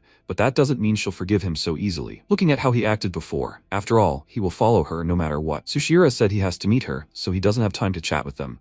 Yamada told him to wait. It's too dangerous outside. The guy opened the door and widened his eyes in surprise. He said, what a wind. Everyone screamed, how cold. Is this snowfall? How can this be? It's summer. Sakamoto ordered him to quickly close the door. They'll all freeze to death. Tsushira closed the doors and fell to the floor. Miki asked in fear, is he dead? Sakamoto said, we need to check. There was a scream. Such a sudden snowstorm. What's going on? And the temperature outside dropped sharply. MC thought, idiots. They opened the door without even providing themselves with supplies. Opening this door was a signal that the domain had begun. Yamada asked if he was okay. Tsushiura was shaking and breathing heavily. He said he thought he would freeze to death. MC walked to the window and thought, judging by this, they can't go outside. Their activity zone is limited to this residential building. This means that this is a defensive type domain. Here, the main task will be to obtain supplies. There are two types of special domains. The first type is exploration and adventure. The area of action is wide, and you need to escape from a safe shelter. The second type is defensive and survival. The area of action is limited, and if you hold your position, defending against zombies, a safe shelter will appear over time. But not all zones can be classified only into these two types. In the later stages of the apocalypse, advanced zones appear that combine both types. This time, it is a level 2 defensive type zone. Advanced zones will not appear for now. Their task now is to survive until a safe shelter appears. In a situation like this, resources are very important. Sakamoto clapped his hands and ordered everyone to gather. They must understand. They are trapped here. People in this building. There are only 10 of them, right? Yamada answered, probably. There weren't many people here initially, but after today's news, most of them evacuated. Hosokawa asked, so what now? There is no signal. They can't call the police. Hutomura said, what kind of signal is there? They don't even have electricity. They need to somehow contact the outside world. Gendo said, but first food. A snowstorm suddenly started, and who knows when it will end. If it goes on like this, they will all die of hunger. Miki asked, what is he talking about? With this temperature, they should only think about how to preserve their bodies. Risa said, she agrees. People started arguing. Food is the most important thing. No, the main thing is to get outside. Warm clothes. Sakamoto adjusted his glasses and shouted, quiet. Now is not the time to quarrel with each other. Everything is important, yes. But most of all, they need unity. At a time like this, they need to stay calm. If they can't get help from outside, then they need to protect themselves. Now let them go to their rooms and bring everything they can use. After that, they will choose a leader and divide the supplies fairly. If they trust him, he will be their temporary leader. Hirose asked, isn't Mr. Sakamoto the best choice? Hutomura said, yes, she's right. MC thought, here we go again. As soon as a crisis begins, anyone who lacks confidence immediately hands over their fate to someone else. He speaks beautifully. A couple of phrases, and he has already taken control of the situation. He is a typical salesman. Sakamoto said, it suits him. He doesn't even live here, so he has nothing to take. He needs to wait until they bring the supplies. MC answered, no. Sakamoto asked again, what? Shinya said, he is right. He doesn't live here, so he won't be with them. He will act alone. MC thought, without supplies, his position automatically becomes lower than the others. And if something happens, means they will get rid of him first. The guy with glasses, he is much more perceptive than he looks. He is cold-blooded and calculates everything. Sakamoto adjusted his glasses and said, "Okay." He told him not to count on their help if he gets into trouble. They are already short-handed. MC replied it suits him. They just need to pretend he doesn't exist. Sushiura shouted, "Sakamoto, they found 11 radios." He adjusted his glasses and thought, 11. He told everyone to take one radio. He said to put their room number as the channel. Channel 1 will be the common one. It will be easier to maintain communication. Once they are done, they need to quickly return to their rooms and grab everything they can. They are meeting here in 10 minutes. Sakamoto handed the radio to MC and said, "Here." Shinya looked at him questioningly, and Sakamoto said they would act separately, but he would give him one radio just in case. Let him tell them if he changed his mind. MC replied, he understood. Yamada asked why he was being so nice to him. If he wasn't with them, they should leave him. Sakamoto replied they had an extra radio and they were all stuck here. If he could cooperate, they better let him cooperate. Yamada said, he was a great leader. They were lucky to have him. Miki asked, Ichijo, why did he do that? MC asked, what? She asked, why did he refuse Sakamoto's offer? Shinya said, that. Miki frowned and asked, he showed up with a bunch of supplies, but he didn't want to share it with the others? Risa told her a while ago to make Ichijo spill everything. Miki asked again, spill what? She wouldn't talk to him like that. Risa said she didn't have to worry about her appearance now. He took a risk and came here, but still refused Sakamoto's offer. This means he wants to share his supplies with her. MC replied that it wasn't like that. He just happened to be here. The temperature was dropping rapidly. She needed to go and change before she got cold. Miki thought, even now he was trying to be cool. Okay, she'd joke around with him a little longer. She asked if he could walk her to her room. MC turned away and said they didn't have time. They needed to go. Miki thought, men are so predictable. It was immediately clear what he was thinking. They were walking up the stairs and Miki asked fearfully, what was that blood stain? It was so damp here. And why did the power go out now? It was really hard to climb up to the 7th floor. And it was also terribly cold. Risa asked if maybe if they ran they would warm up a bit. MC said that in this weather, intense exertion actually lowers body temperature and could kill. They were finally here. Miki told MC not to leave. His channel is 000, right? She'll call him later. Shinya didn't answer. A voice came from the walkie-talkie. He got to his room, but something was wrong. All the furniture was gone. Another said his too. All his instant noodles were gone. What the hell? MC thought. It looks like this is an area where supplies are limited. But why haven't the zombies appeared yet? The doors are open. He pulled the door handle, and at that time, the girls were changing. Risa asked why she didn't let him inside. Miki said she won't let him see her naked, so once she changes, she will exchange supplies for the right to enter. Risa said, frankly, Ichijo escaped, so it's over. Miki said not to worry, he's already hers. MC opened the door and thought, the smell of blood. He saw a monster who stretched out his hand to him. He thought, zombies are hiding inside the rooms? Wait, there are no zombies in her room. Miki opened the door and saw a monster who turned around and looked at her. She widened her eyes in fear and asked, what kind of monster was that? Risa came out of the room and said, she heard something. What was that? Miki fearfully put her finger to her lips and said, there's a monster here. Risa asked again, a monster? But Ichijo is outside. What should they choose? If they open the door, they will die. Ichijo, he will die there. Sushiura asked what that sound was. Sakamoto said it was on the floor below him. Did something happen? Risa said it was room 702. The sound was coming from the next door. Miki said, some kind of monster, covered in blood, appeared out of nowhere and attacked Ichijo. Sakamoto asked again, a monster? They were probably the zombies they talked about on the news. Someone asked, Ichijo is her classmate, right? It looks like he got caught for his actions. Sakamoto said to forget about it. Are Amane and the others' supplies missing too? Risa replied, yes. There are only 2 sets of clothes left in the closet. Everything else is empty. A voice came from the radio, so it's the same for everyone. They need to take everything they have and gather on this floor. Sakamoto, can he go up to the 7th floor to see them? He's afraid they'll run into another monster. Sakamoto said he understood. For the safety of everyone on the lower floors, let them wait until he gets down there. They thanked him and said they were waiting for him. The girls got dressed, and Risa said, serves him right. But the supplies are a serious loss. Miki nodded her head and said, who would have thought Ichijo would die so easily? Nothing good comes of collecting him. Even the branded coats are gone. Only this shabby old down jacket remains. Sakamoto knocked on the door and said, Amane, he's here. She answered, she's coming. Sakamoto asked, are there really zombies here? Miki answered, yes. He didn't see anything along the way. Sakamoto said, he tried to notice something, but nothing unusual. Not even Ichijo's corpse. Miki asked, is it Ichijo's blood? Sakamoto said, the trail begins in room 701. Did the zombies come from there? Miki said, no way. Did he really die there? Should they check? Sakamoto answered, it's very risky. They need to gather on the 1st floor first. A voice came from the radio, the 6th floor is ready. They are slowly descending. Sakamoto answered, he understood. MC smirked and said, so they think he died. Okay, this will give him more freedom. As soon as he killed that zombie, a special mission appeared. The system window announced a special mission. They need to find a hidden treasure chest. Shinya said, there are 9 floors in the building. He will start searching from top to bottom. Room 702 was empty, but there was a zombie in 701. According to the audio recording, these guys haven't encountered any zombies yet. If his guess is correct, the zombies are hiding where there are no residents. All the residents of the building were gathered at the entrance on the first floor. Sakamoto asked, "So this is all they have?" From what they can see, it's clearly not enough. Even if they carefully distribute everything, they will have enough for 2 days at most. He asked for a brief summary of their situation. First, they don't know how long this blizzard will last. Second, zombies have already appeared inside the building, and there's already a victim. They don't even know where this zombie is now. For safety's sake, they need to limit all activity to the first floor, and they definitely need to figure out how to store items in this inventory system. And a mission for everyone. At that moment, MC went down to the 8th floor and thought,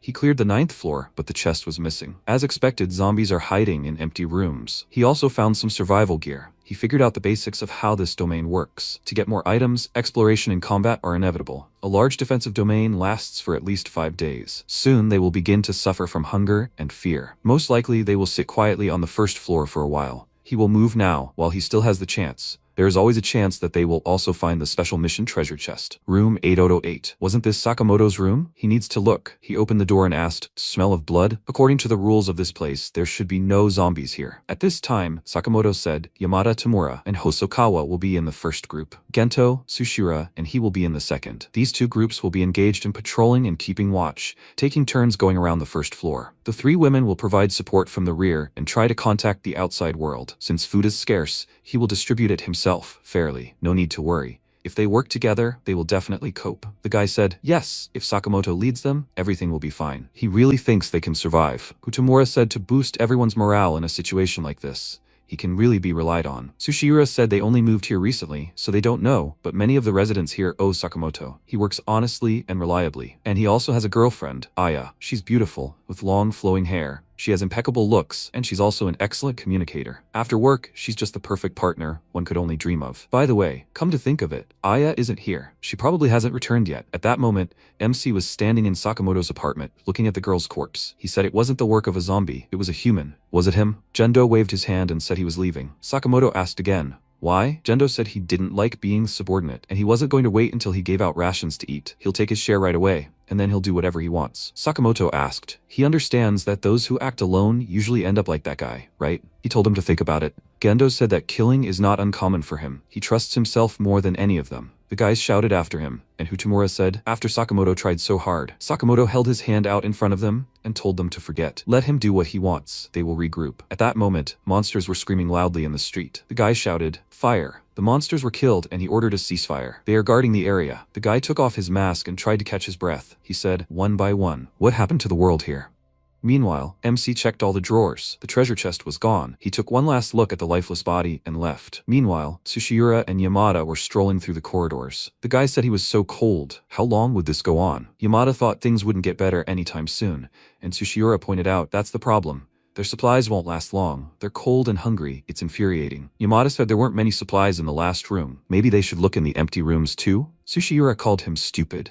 They said they saw zombies here, and he asked in response, the higher the risk, the better the reward, right? If there are supplies there, they can save them. Just as they were about to open the door, Sakamoto approached them and asked what they were doing. They were really scared, and he asked, didn't he tell them that they can't open empty rooms without permission? This is their apartment complex, but they are now in an abnormal situation. They found out that the zombies were on the 7th floor, right in the empty room. They can't say that the zombies and the empty rooms are somehow connected, but from the information, they probably are. He knows that they are worried, and that they wanted to risk it for everyone. But every person is important. They need to thoroughly prepare before doing this. Make them promise him that they will not do as they want anymore. They promised him, and he told them with a smile to continue patrol, after which they contacted him on the radio and asked him to come back urgently. He ran down the corridor and told the guys that he would return to the entrance. He is sure they can handle it here alone. Make them contact him if something happens, and to be very careful. When he left, Tsushira said, it's good that Sakamoto came before they opened the door. They better follow orders. Sakamoto was very unhappy with their behavior, but he didn't show it. When he returned,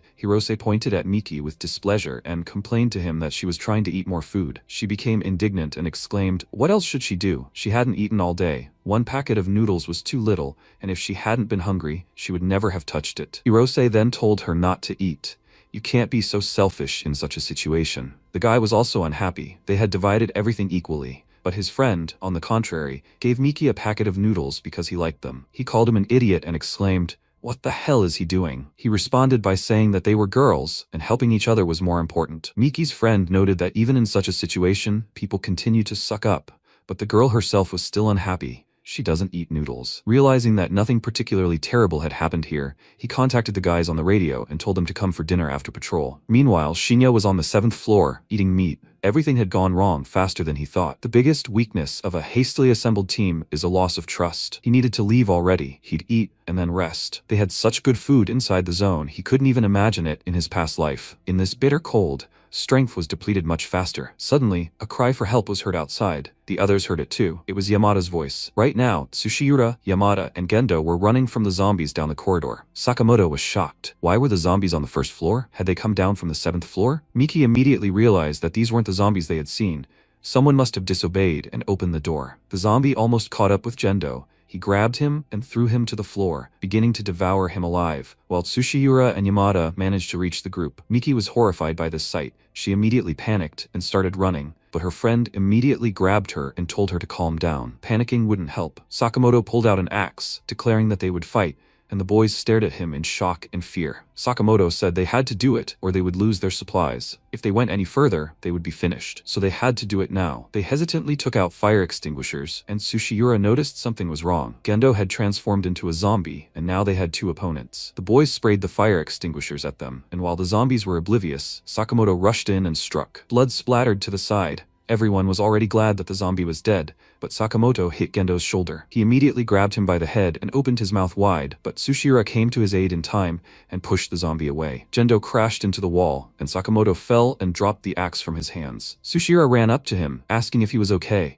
but he completely forgot about the second zombie and grabbed his arm. He screamed in fear. He had to act quickly, because if the zombie bit him, he would turn into one himself. Sakamoto grabbed the axe and hit the zombie with all his might on the head, which killed it instantly, leaving only Gendo. He recovered from the blow and headed towards them, but now they knew that their heads were their weak point. The guy sprayed the zombies with a fire extinguisher, but this time it didn't stop him, and he charged. They also started to run, but Gendo was very fast. Hosokawa pushed Hirose because she was running too slowly, and she fell right at the zombies' feet. They ran around the corner, and she panicked and begged them not to leave her, but it was too late. Hearing a wheeze behind her, she turned around in fear, and Gendo pounced on her. She pressed her hand to his neck, preventing him from lowering his head to bite, and while she held him back, she saw Sakamoto and called out to him, asking for his help. He approached them on legs, shaking with fear, and told her to shut up. She realized something was wrong, and he said if she held back the zombie, he might survive. He didn't want to die either, so he stayed away, and the zombie knocked her to the floor, still trying to bite her, but she continued to hold him back and ask Sakamoto for help. He approached her and said that it wasn't his fault, but that they were both bitten by zombies,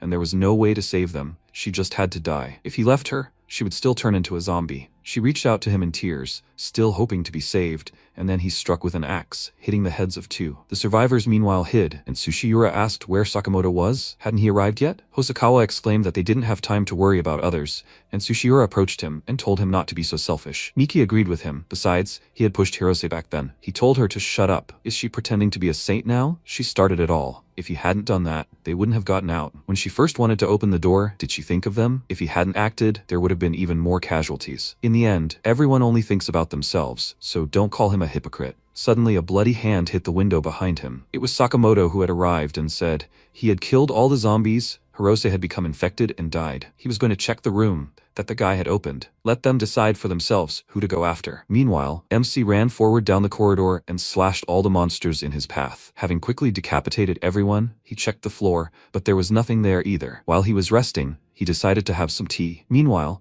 the survivors had found the maintenance room and discovered security camera footage there. They saw Shinya on one of the cameras and were very surprised that he was still alive. Miki noted that there were open rooms on every floor. He had killed all the zombies, and he probably had a lot of supplies. But Sakamoto was very nervous. Zombies had also been killed on the floor where they were, which meant he could have seen how he abandoned Hirose and killed her. In that case, he had no choice but to kill him. He said that the situation was actually serious. Shinya was still alive, and he had taken all the supplies from the 6th to the 9th floors. He probably had a lot of them, and there was a high probability that there were zombies behind that door. Just one zombie, the one Gendo released, killed 2. They couldn't fight zombies and take supplies at the same time. So they'd better fight Shinya, because the supplies he had were their chance to survive. They needed to kill him and get their supplies back. Tsushiro was slightly surprised by his radical plan, and suggested that they talk to him first. and he called him naive. He had a radio, so he knew what was going on, but he was still ignoring them and taking all the supplies. Sakamoto couldn't bear the thought of him telling them about the murder, so he started spewing all this nonsense. He never worried about them anyway. It was Shinya's fault that they died. They died. If he hadn't hidden from the intelligence, none of this would have happened. Miki wanted to say something, but her friend stopped her. The guys agreed with Sakamoto and started cursing at him, and he thought, these two sacrificed their comrades for their own greed, but by placing the blame on Shinya, they got an excuse to team up and kill him. That's human nature. They know they're to blame, but as soon as they find someone to blame, they immediately start ranting about justice, humanity's deadliest weapon. Shinya may be good at killing zombies, but what about humans? He's covered in blood, and he's still a rookie. Suddenly, the camera feed became staticky, and then everything went dark, and the lights went out. Sakamoto asked if anyone knew why the lights went out. Yamada told him they had been on standby the whole time, but that had gone out too. Sakamoto cursed, wondering why all the problems had to happen right now. And the guy asked what they should do now. They didn't even know where Shinya was. They couldn't win like that. Sakamoto calmed him down and suggested they look at the camera footage first. When he went to meet them, he was on the 8th floor, but they didn't see him, which means he was on the 9th floor, so he's probably down there now, clearing out every floor. The latest footage shows he was on the 6th floor, and since the cameras are down now, they need to act while the information is fresh. They need to set up an ambush on the 4th floor and capture him quickly. He told the girls to go back to the exit and bring the supplies here, and they all need to turn off the radios. When they were going to the 1st floor, Miki asked her friend why she stopped her, and she called her stupid. Does she really think Shinya can defeat Sakamoto and his team? Miki found it difficult to answer this question, and she said, Shinya killed a lot of zombies, but he's just a student. Sakamoto's group is superior in numbers and intelligence, and they know where Shinya is. If they capture him, everything may be different. Risa agreed with her. It is better not to jump to conclusions until they know the whole situation. But Shinya is their last hope. Only they know his radio channel. That is their advantage. They need to wait now. If Sakamoto's side wins, then they will be safe with him. But if Shinya wins, they will simply switch to the other side. If she had handed him over earlier, they would have no escape route. Miki enthusiastically called her very smart. Meanwhile, MC was already on the 5th floor. He found nothing there and went down. He reached the 1st floor and thought that if he ran into them, he would be in trouble. But he went there anyway. They were already waiting for him there. As soon as he opened the door, an axe flew at his face. Luckily, his reaction was fine, and he dodged. Another guy attacked him with a fire extinguisher. He knocked it out of his hand, and it flew straight into Hosokawa's face, knocking out all his teeth. His friend worriedly called out to him and asked Shinya how he was able to dodge, to which he replied that he should have been more careful with the enemy in such a situation. How did they know where he was? The guy attacked him, blaming him for all the troubles. Then a fist flew into his face. Recovering from the blow, Hosokawa also rushed to attack and shouted that he was the cause of this chaos. 2 people had already died because of him. MC immediately shut him up with a kick to the face and asked, "So, they're not gonna fight back?" Hosokawa told him to stop being cocky and called everyone over. When Sushiura and Yamada joined them, they all pounced on Shinya, and the guy yelled, "He can't handle 4 of them. He took all the supplies, and they can't even eat properly." MC called them a bunch of losers. If they'd fought the zombies with the same energy, nothing would have happened. And if they don't want to talk, then they should shut up. He slammed them against each other's heads, knocking them unconscious, but Yamada and Sushiura remained. He easily dodged the man's blow and returned it, and Sushiura, seeing that even he was defeated, lost his fighting spirit and decided to give up. Shinya immediately grabbed him and threw him to the floor, causing him to hit his head. To keep him from killing him, he told him everything, both about Sakamoto and about the cameras. He headed straight there, to the surveillance room. Sakamoto, meanwhile, was very nervous as he couldn't contact the guys. He cursed. All 4 were waiting for him in ambush. Could they really not handle a child? Hearing this, the girls went to a quieter place to discuss everything. Miki asked, "So what now?" Sakamoto was acting strange. Risa suggested she contact Shinya, and Miki immediately did so. She asked him to answer them if he heard this, and apologized to him. They were wrong. Sakamoto was trying to kill him. She would send him information from the 1st floor, and he would give them food in exchange. How did he feel about that? He remained silent. The 2 of them became nervous and already thought that the channel was wrong or that something had happened to him. He asked what was going on in the surveillance room. The girls were very happy and told him that there had been no power for a long time. Sakamoto only knows that he was on the 6th floor. The MC told them to leave now if they wanted to survive. This idiot was a killer before the blizzard. His victim was his girlfriend. Her body is still in his room. He saw on the surveillance cameras that he was in his room and tried to shut him up. They were very scared because they were in the same room with this man, and it turns out he was standing behind them all this time and listening to their conversation. He took the walkie-talkie from them and told Shinya that he was stronger than he thought. 4 people couldn't handle him. The lives of his classmates are in his hands. Let him follow his orders if he doesn't want them to die. What happened to those 4, and what floor is he on now? He said, Since he is now talking freely with him, this already answers his first question. He is on the 3rd floor now. Does he want to kill him? Sakamoto ordered him to stop talking nonsense. He either brought supplies within 10 minutes, or he would kill those two. The girls, in fear, asked Shinya to save them, and he, opening the door to the room with the zombies, told him to wait for him. After that, Sakamoto told the girls with a smirk that he was just a schoolboy. He had fallen for it so easily. The girls asked what he wanted, and he answered that his goal hadn't changed. He needed his life. Miki angrily exclaimed that he had pretended to be serious, gained their trust, and then killed his girlfriend. He responded by saying that she herself had shown him this path. He was already tired of it. He hates it most when people scream and make a fuss. If she continues screaming, he will sew her mouth shut. He ordered them to get up and go to the stairs. While they were walking, Risa whispered to her friend, "Will Shinya really save them? Maybe they should apologize to Sakamoto and beg for forgiveness?" Miki was surprised by her stupidity. He was a killer. To this, Risa said that Shinya had killed 4 of them. Miki said that was different. Sakamoto had started killing even before the apocalypse. Her friend didn't argue. She still had doubts about Shinya. Apparently the killer seemed like a better ally to her. They approached the stairs and Sakamoto said that their fate would be decided in a few minutes. Risa made her choice. She apologized to her friend and turned to Sakamoto. He ordered her not to move, and she worriedly said that it was not like that. She was not his classmate. He didn't care if he died, so she could help him. She would do whatever he said. Just don't let him kill her. He didn't believe it, and she asked, "Who knows how long this blizzard will last? Everyone is dead. Wouldn't it be better to leave 2 instead of 1? He thought about it and took her in, and her friend asked with displeasure, "Did she betray her too?" Risa apologized to her. She didn't want to die. And at that moment, footsteps were heard from the stairs. Sakamoto prepared himself. He smirked, already anticipating his death. Shinya killed all the zombies on the upper floors. Now this was his building. But how wrong he was. The footsteps became louder. Everyone prepared themselves, and then a huge crowd of zombies ran down the stairs. Sakamoto was very scared and exclaimed, "Did he open all the doors? Is he trying to kill them too?" He and Risa rushed to the security room, and Miki collided with a zombie and fell. Just when they were about to devour her,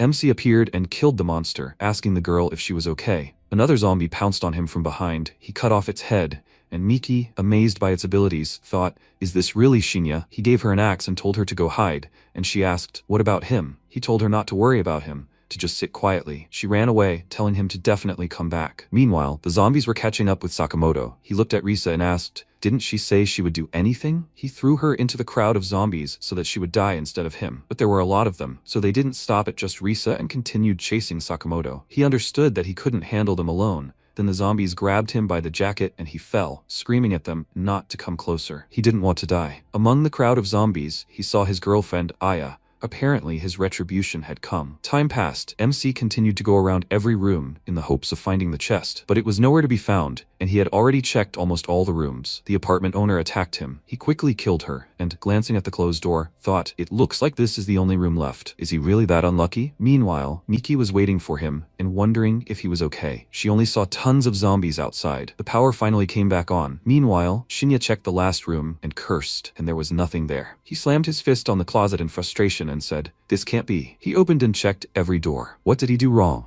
Miki contacted him and reported that the power had come back on at the entrance, and a large door had also appeared. MC immediately realized that she was talking about the safe zone, and wondered if opening all the doors was the solution. He told her to go there first. They would be able to get out soon. Everything became even more confusing. Why is the special mission considered complete after opening all the doors? She didn't want to go in alone, and he told her that there were 4 more. They would join her soon. He left the apartment and thought that he had just wasted time. Is this some kind of error in the special mission or something else? It's really strange. He immediately encountered a crowd of zombies and rushed to attack. When he finished, Miki contacted him again and said that Yamada and the others had already arrived, only he was left. He promised her to come soon and decided to stop searching, since it was all very risky. He heard a familiar sound. The elevator also started working. An idea immediately occurred to him. Opening all the doors restored the power, and the elevator was working again. He told Miki to go in first. He would come later, and called the elevator. There's only one option. The reward isn't in the room, it's in the elevator. And opening all the doors was a requirement. A safe zone appeared, the power returned, the elevator started working, and in the end, he gets his reward. He went inside, and indeed there was a box, and inside was a map. As soon as he opened it, the alarm went off, and all the zombies immediately ran toward the sound. He quickly pressed the button to close the doors, and thought that he needed to kill all the zombies, and since there were so many of them, he simply didn't have time. The doors closed right in their faces, and he wondered if this was also part of a special mission. As soon as he got the reward, a crowd of zombies appeared and prevented him from escaping. Suddenly, the elevator shook. It turned out that zombies had made their way into the shaft and jumped onto the cabin. He got nervous because he had no time at all. He needed to get to the safe zone quickly. Because of the crowd of zombies on the elevator, the cable snapped and it crashed to the very bottom of the shaft with a roar. Meanwhile, the survivors continued to wait for him and were already starting to worry that something had happened to him. When someone suggested going looking for him, Sushiura objected. He told them to hide and only come out when it was safe. Miki asked if they'd heard about Sakamoto. It turned out Shinya had already told them about that idiot, and they realized they shouldn't have trusted him. Miki said all they could do was pray for Shinya to return unharmed. She saw the timer behind her and worried, because there was very little time left, 15 seconds. The countdown started, and with 5 seconds left, no one had any hope that Shinya would come. But he did. He survived. He ran into the safe zone and breathed a sigh of relief. The exit from the safe zone led to the normal world. Everyone was overjoyed that they were finally out, and the blizzard had stopped. Now they all just wanted to meet their loved ones. Shinya advised them to keep their voices down. This wasn't the world they knew.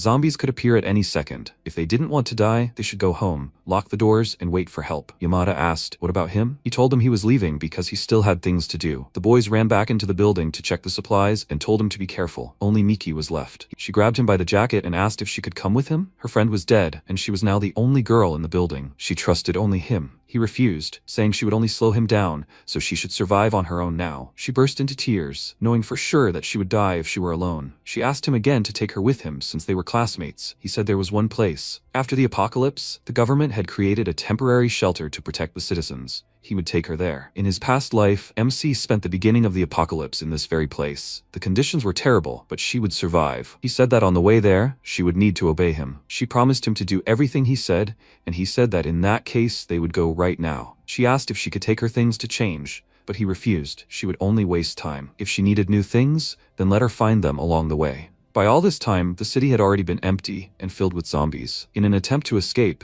people abandoned cars right on the road. Miki looked around in surprise and noticed the road she walked every day now looked like hell. It was full of bodies of people she knew. They quietly ran past an alley with dead people, and she wondered why they were avoiding them. Can't he just kill them? He told her that there were many more zombies here than in the domain. If they keep making noise, who knows, maybe there will be even more of them. She caught her breath and asked how much longer they had to go. When she found out they had a few kilometers left, she asked him to take a rest, but he said that in that case, she would be left alone. She immediately apologized to him and didn't stutter about it again. He suddenly turned to her. She thought he was angry and promised to obey him, but he didn't turn around for that at all. Several zombies were running towards them. He grabbed the girl by the hand and pulled her towards him, and then swung his axe, killing one of them. She exclaimed in surprise. And why did they appear so suddenly? He immediately covered her mouth, telling her to be quiet. If she screamed, there would be even more of them, and then pushed her away from him and ordered her to stay put. After that, he hit the zombie in the legs, causing it to fall, and then plunged something sharp into its head. He killed another zombie in the same way. Miki was amazed at how he moved so quickly and did everything so quietly so as not to attract other zombies. The world had changed so suddenly, but he did everything as if it were normal. After finishing with the zombies, they continued on and he warned her. Once they reached the end,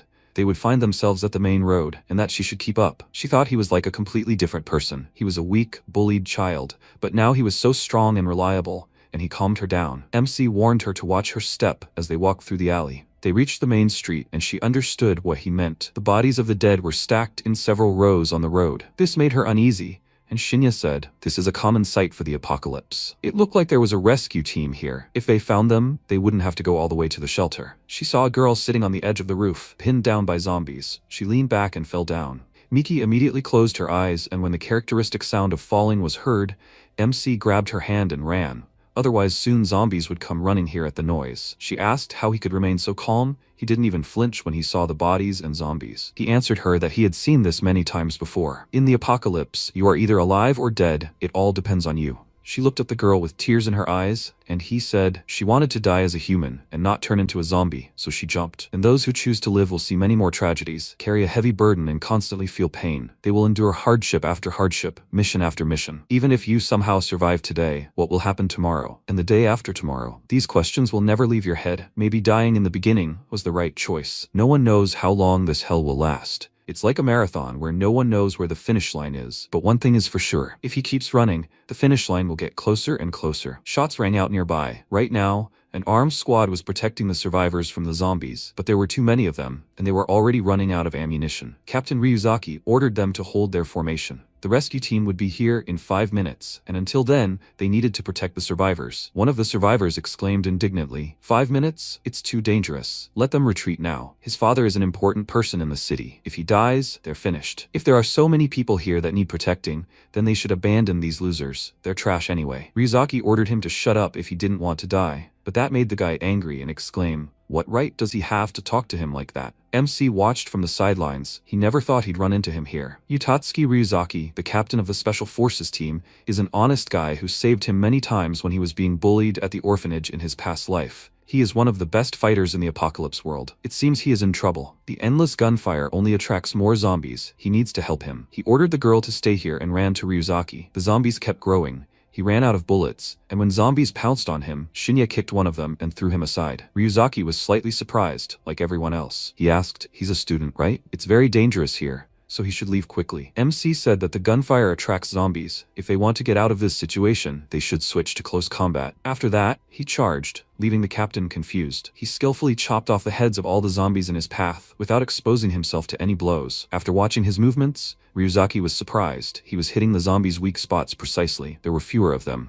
Maybe they really should switch to close combat? He ordered his squad to fight them only at close range, and the guy asked, will he really listen to this guy? It's dangerous, isn't it? He exclaimed in response. He doesn't get it? Gunshots attract zombies. Even a child could understand that, but he couldn't. Everyone switches to close combat. Let them aim for the head, and try not to make any noise. They pulled out knives and rushed to the attack, and after a while, with their combined efforts, the zombies were finally dealt with. Miki ran up to Shinya, asking if he was okay, and then Ryuzaki approached him, introduced himself, and thanked him for his help. MC shook his hand and told him his name, and also asked him for a favor. Ryuzaki promised to help him in any way he could, and he asked him to take Miki to the shelter. He replied that it was his job as a soldier. He didn't even have to ask. What about him? He won't go? Shinya refused, and he said, he makes this offer because he admires his strength. He wants to join his group. They need his skills, and he still has many questions for him. He refused again since he doesn't like to follow orders. He prefers to work alone. Finally, the rescue team arrived. The survivors got into the car, and Miki asked Shinya if he really wasn't going with them. He confirmed it and told her not to worry. The shelter was safe. She should just follow the military's orders. She asked him to be careful, and the guy behind her irritably told her to go in already. Trash like her doesn't understand the value of time. Shinya was getting pretty fed up with him. He gave him a scary, irritated look and then hit him a couple of times. He got into the car, already beaten,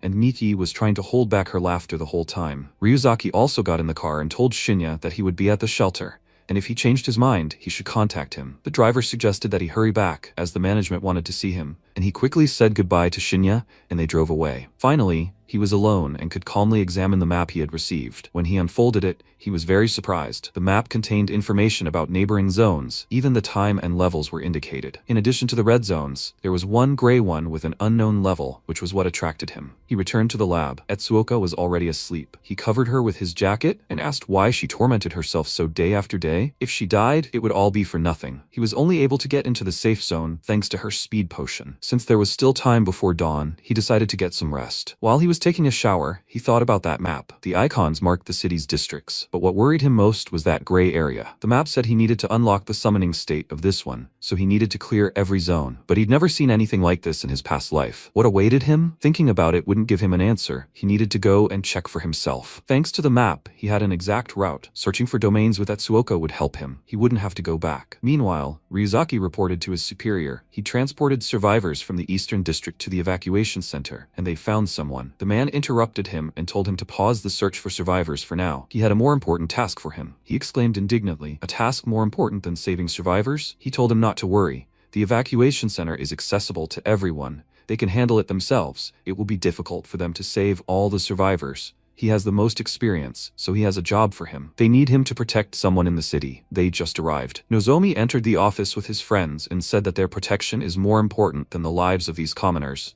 Ryuzaki objected to the director. He doesn't know what the situation is outside.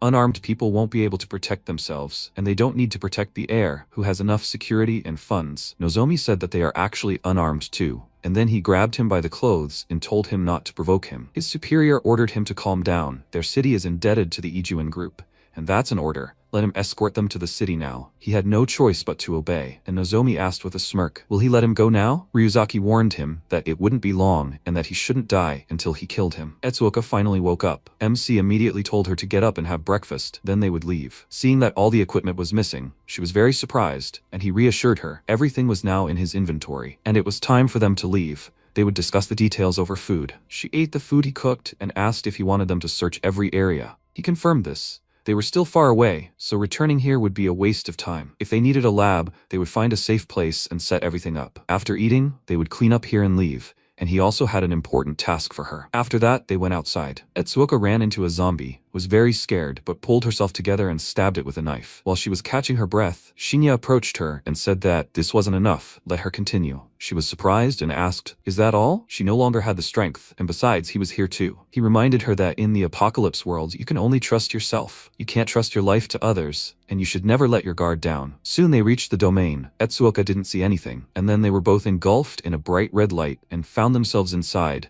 but separately. The system immediately gave MC a special mission. He needs to gather 4 friends and enter the safe zone. The remaining participants, 8 out of 8, including him and Etsuoka, there are only 8 people in the domain. Everyone started from different points. The domain tests everyone's strength. The task updated. 7 out of 8 people remain. He was surprised that one had already died so quickly and decided to quickly find the rest, especially Etsuoka. If something bad happens to her, it will be bad. He went down to the floor below, cleared it of zombies, and moved on. This place is huge. There is nothing here except buildings. Surviving here will be difficult. He needs to find them quickly. He heard a call for help, immediately ran towards the voice and entered a dark room. The source of the sound was very close, but it turned out to be a zombie. It was simply imitating a person to lure in a victim. The zombie immediately rushed to attack him. He managed to dodge and noticed the speed of this monster. One careless move, and he was dead. This is a terrible opponent for beginners. He is alone, so he is the perfect target. The zombie pounced on him and snapped its jaws, but was unable to bite. Shinya struck him. Then the zombie moved on to an easier target, a little girl. She screamed in fear, and when she was about to die, the monster froze and fell to the floor. MC approached her and said that if she was okay, she should follow him. She asked where they were going, and he answered, to his friend. Meanwhile, Etsuoka carefully wandered around the building and thought she was separated from Shinya. He was probably looking for her. She needed to go where he could see her. It looked like an abandoned hospital. She went out into the corridor. A zombie was wandering around there, and she got nervous. But still, she had trained for exactly such cases, and she pulled herself together. She slowly crept up to him, and then hit his weak spot, and the zombie fell. She was glad that she was able to kill him herself.